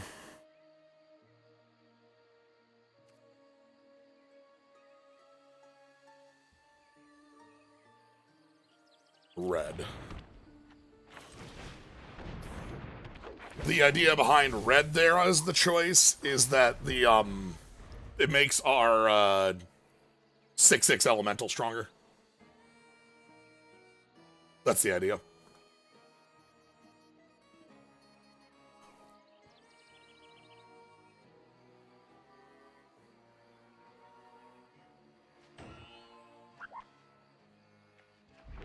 Yeah, using the Vivid because we don't need the fixing. We can afford to switch this. And then we can get rid of a Moonglove Extractor to hit you.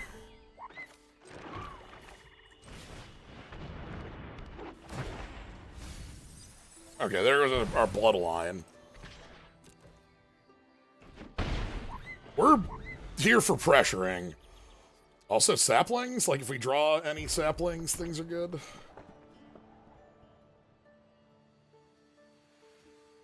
So Tristan is Death Touch on both sides. 1, 2, 3, 4, 5, 6, 7. We can play the sapling nursery next turn. Ooh, that is really good. That's actually a really good combo. So 4/4 now. Interesting. Boros. Okay.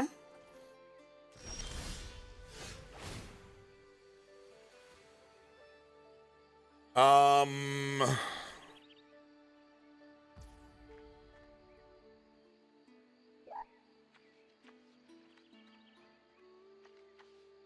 20 cards in deck? I don't know how many times I want to do this.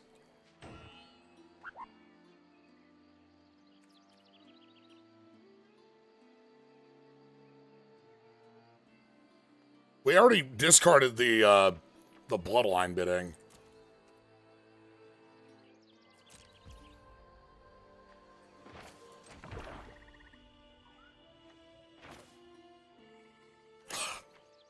So Morkent doesn't do much here? Very funny.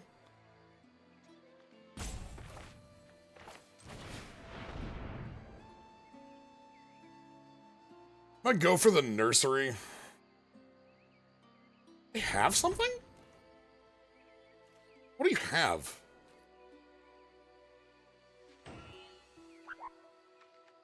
Shock?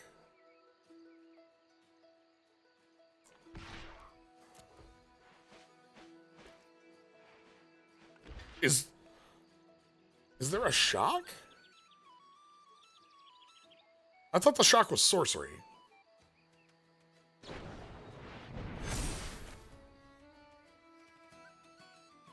Okay, I did not have that read.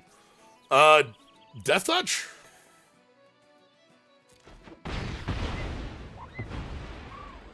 Yeah, I did not have that read. Okay.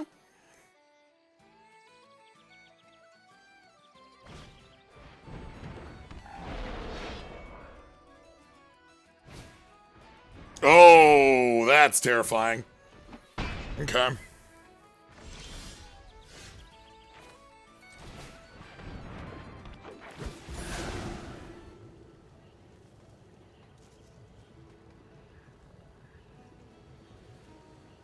They should put it on the down guard.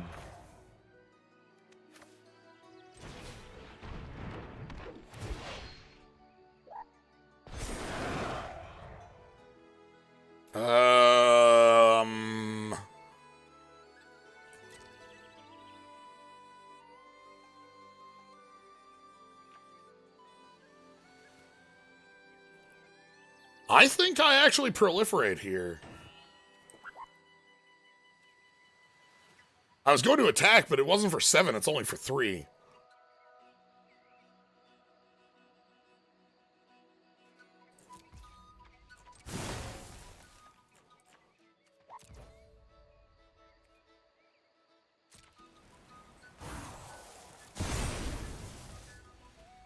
Alright.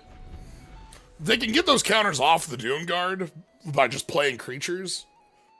But, like, we have 10 power of attackers, too, so... We also can't draw dead.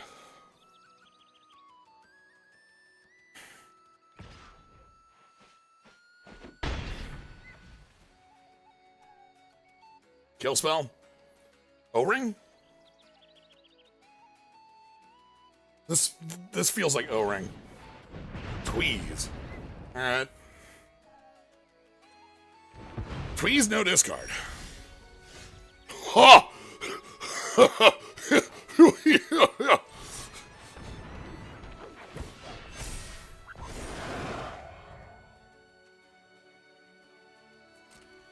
I'm not passing 9 damage. The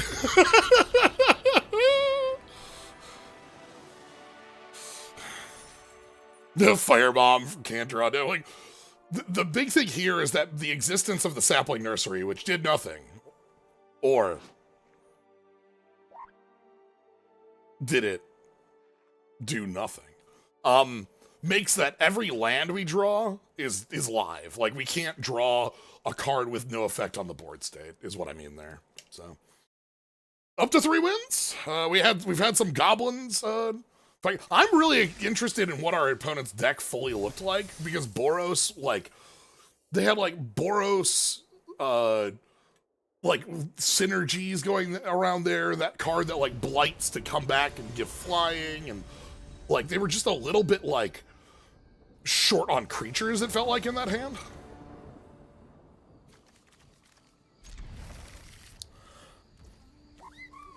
You know, looking at this is a little awkward. It's fine. Swamp. Stop drawing swamp. Oh, well that's a card I would like to top deck. Thank you very much. Okay.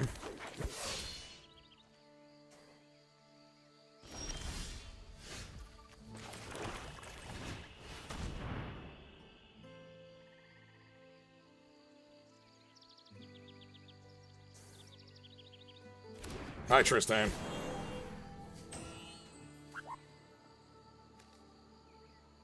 I wonder if this is a card I like find room for in the... Oh, there goes bidding, but we also gain the life off this, so we're good. No attacks. I don't want to trade Lethal enough Informant for a card out of our opponent's hand right now. Third land... Gangle.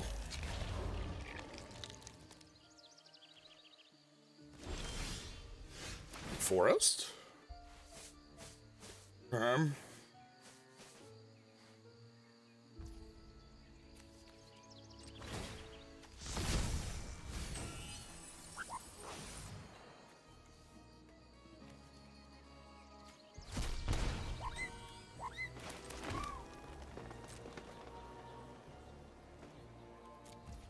Okay. Nursery, if we draw a forest, is on. If we don't, it's a turn or two away. A lot of cards still on our opponent's side. Love this mountain. God. Okay. Okay. That means I'm not flipping Tristan? Because I want to play the nursery. Decline. Alright. Here's the end game.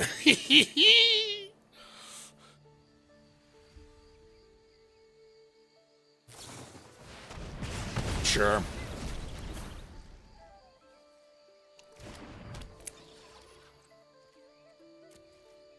So opponent's got aggression. They've got 7 points of attack on us. But we have every land is a 3/4 tree folk. No trick either. That's great for us. Informant, can you get us a land off the top of the library, please? Thank you. Doing your job. Ooh, this thing's cool. There was a version of this that was like a 3/3, I think it was like a 3/3 prowess, and I thought it was a little worse, like not great in a few sets back. This one, like, the trample is actually the piece that gives... This is a really good draw here. Ooh. Yeah.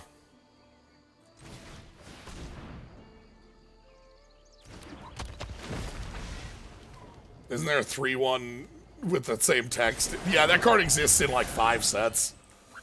This card, I think, has 5 different printings in Standard right now.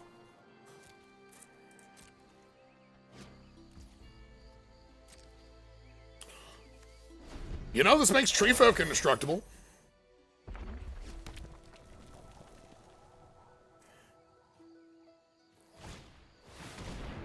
Sure.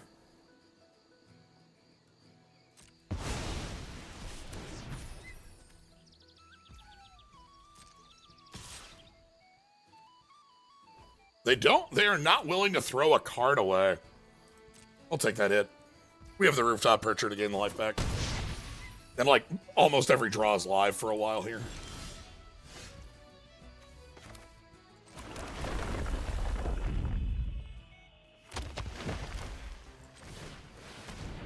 Alright, let's eat your grave. Gangle and... Bog Slither.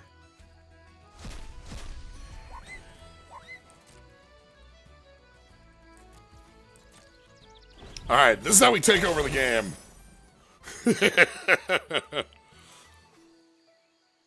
This feels really good. This is Sapling Nursery getting to do its thing. By the way, I'll pull it up afterwards. This card has one of the best alt arts. Okay, Ember. That has reach. Important for stopping the rooftop percher.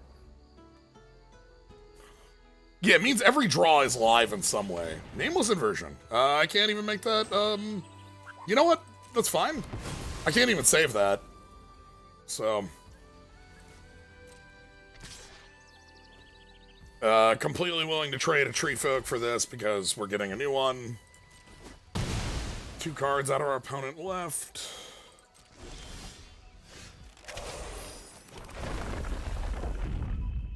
This is not real, but whatever.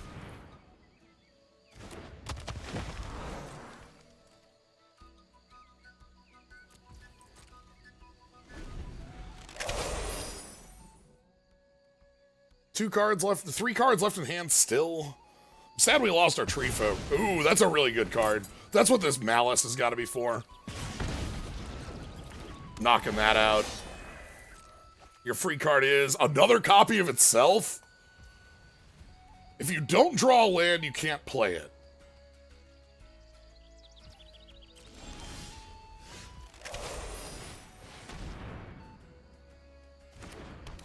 You know, most draws in my deck are worse than a land right now.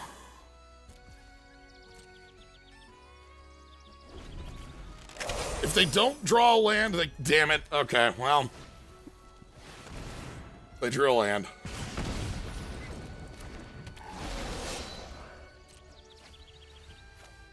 Planes? Uh-oh. What do you mean?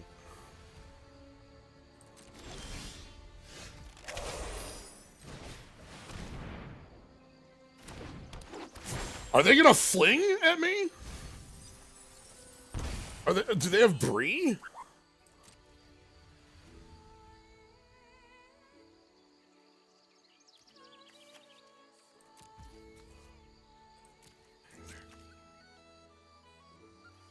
They might have Bree.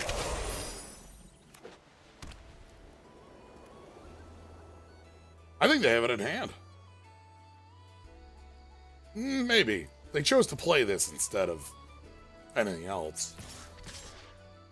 Okay. So this is like this, and then this is like this.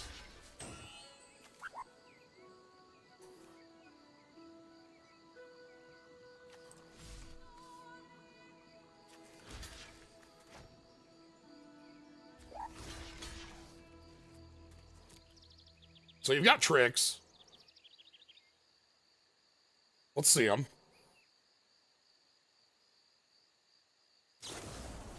Okay.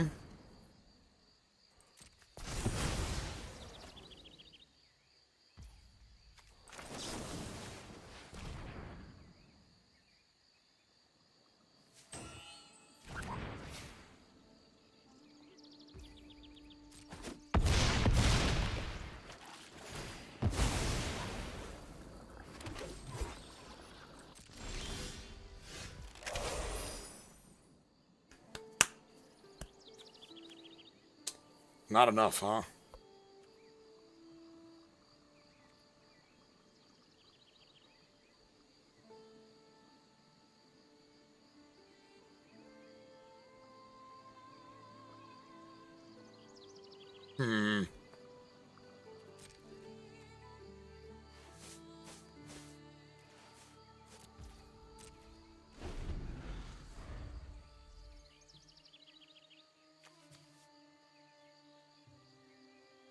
My kingdom for the ability to pick up my grave.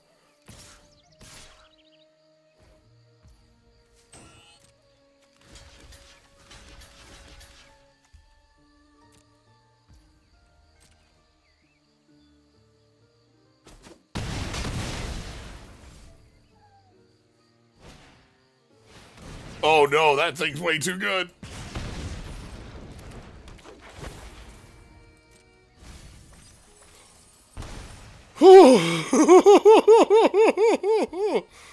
Okay.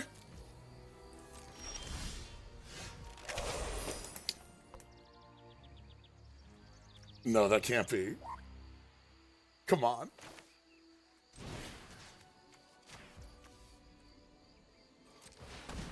That's not a land.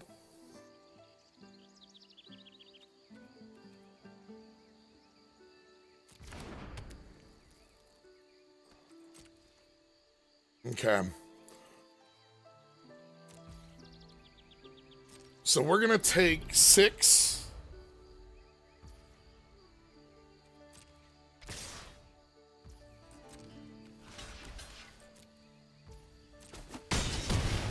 Go to 5. Do you have like 2 biggies? Oh boy. So Sonar here is vivid. At the beginning of your main phase, play X cards off the top of your library, cascading to each. Like you get to 3 cards. Like there's a ton of text, but it's just flip to the next 3 spells.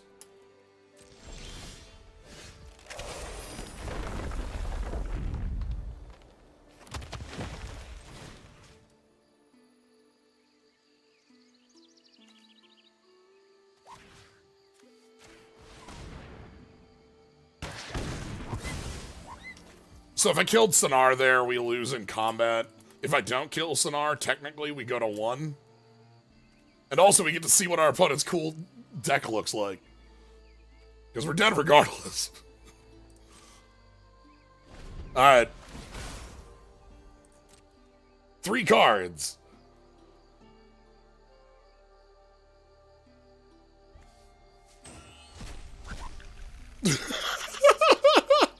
Abigail, feed the flame. They get 1 of each color.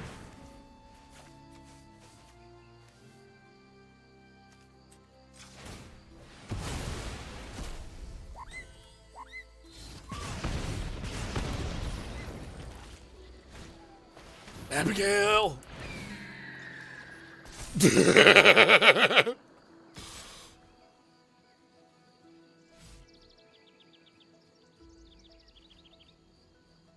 We get a turn?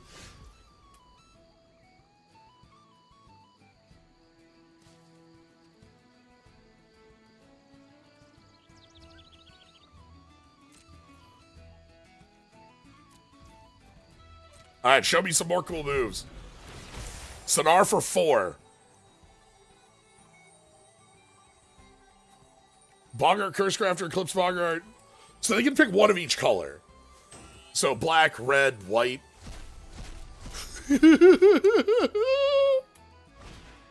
Uh-huh.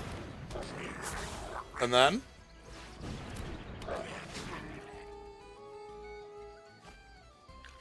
Grab a mountain. I understand the planes a little better now.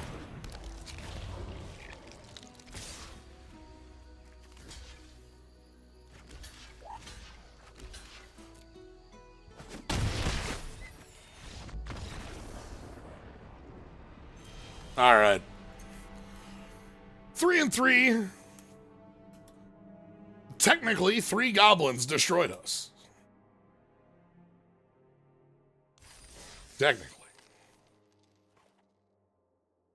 A little worse for wear on this one.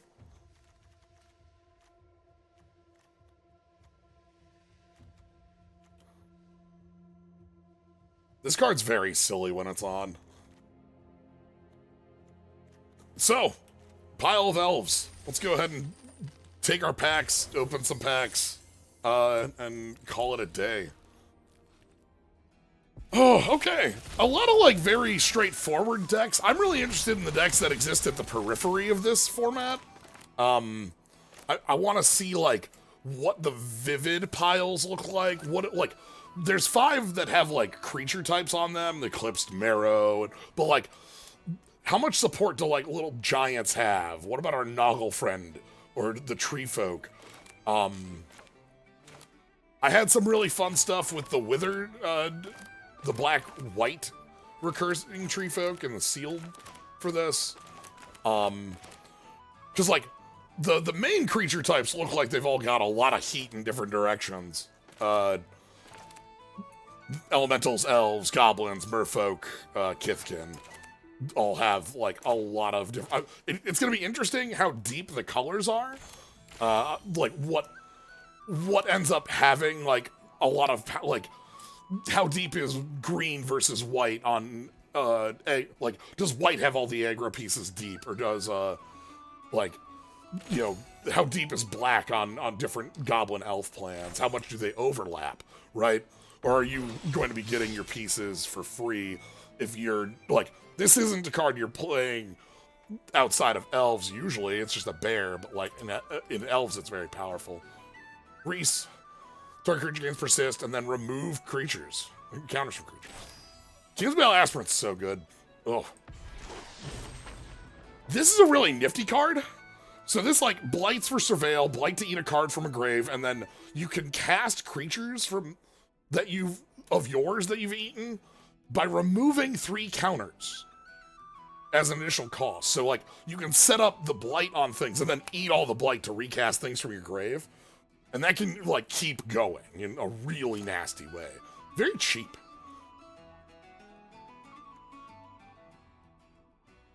Yeah, I love the Kithkin here matching the like drawn Kithkin on the wall there. Choose a creature type, draw a card. This was Distant Melody. It was a sorcery without Convoke in Morningtide. Hello! So there's a bonus sheet in this set that's like, we call it the 1 in 64. I think it's like 55 or 56. It's one in every like 2-ish boxes. Most of the cards on the bonus sheet are Lorwyn or Shadowmoor cards, with a couple cards that are from not Lorwyn or Shadowmoor, but fit very well in it. Goblin Chieftain for goblins, Leaf Crown Visionary for elves. I think there's one more. But very nifty art on them as well. Like the papercraft look. Ooh, okay, what does Bridges command do? So all the commands have copy of a type, which is one of their power abilities. Make a 1/1 Kithkin, whatever. +3/+3. Oh! Okay, so +3/+3 fight is another mode on this that's pretty nifty. You can't have the copy of a Kithkin fight because you can't target the copy. You can target the original, but you can't target the copy. It isn't in play. Twilight Diviner, this is a doubler for things coming out of grave. This is a super, super strong card. We passed it in the draft, but I wanted to call it out because it's... it comes in as a 2/5, immediately becomes a 3/6 that recurs a 2 or lower power creature.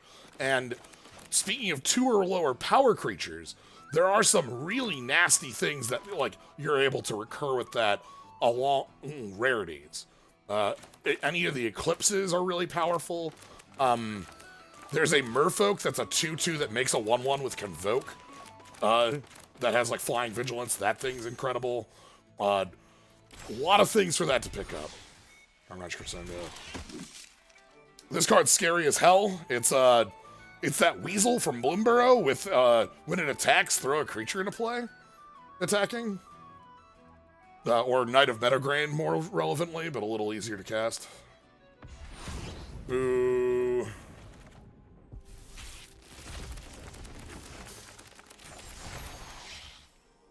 Giants.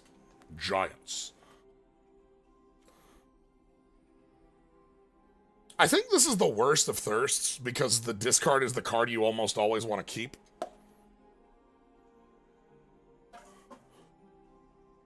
Like, creatures are very often the card you're looking to keep on the card like this. So you have to have something that really wants it. This card is scary as hell. Eclipsed Flamekin, like the Sizzly. Beginning your first main phase, Blight 1 for a treasure. Interesting ramp. 3/2 as well. Bloodline bidding in both of ours. Is this Scylla?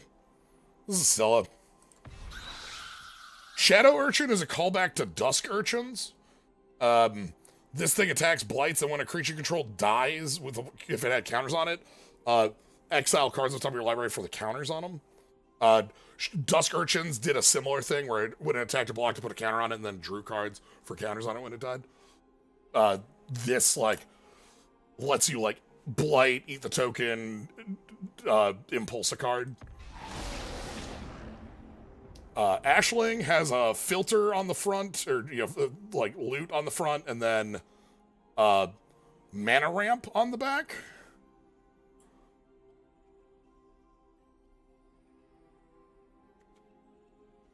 Get going really interestingly. Reunion. Look at this, buddy. I love the walls all being the reflection of our little buddy here. Non-aura, please don't do any, like, nonsense like that. I beg you. We're begging you to not do it.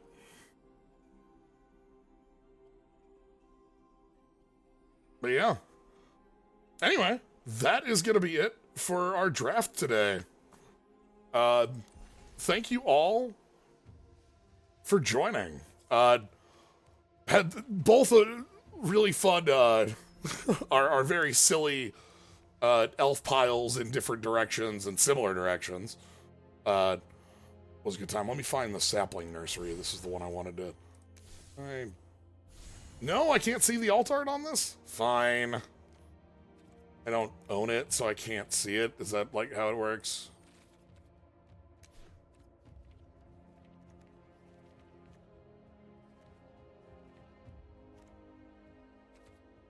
No. Sap.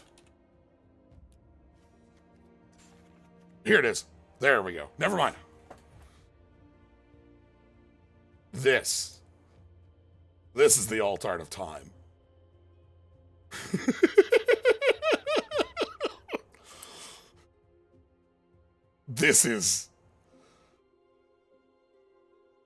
Those are all little Bonsleys?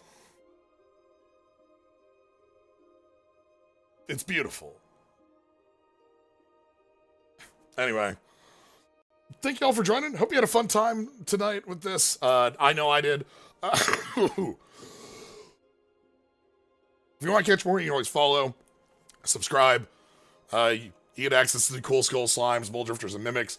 We'll be seeing some mole drifters, I'm sure. Thank you, Ty, for the big raid. I appreciate it. And thank you, everybody, for joining. I'm going to send you over to Doc. Doc's doing...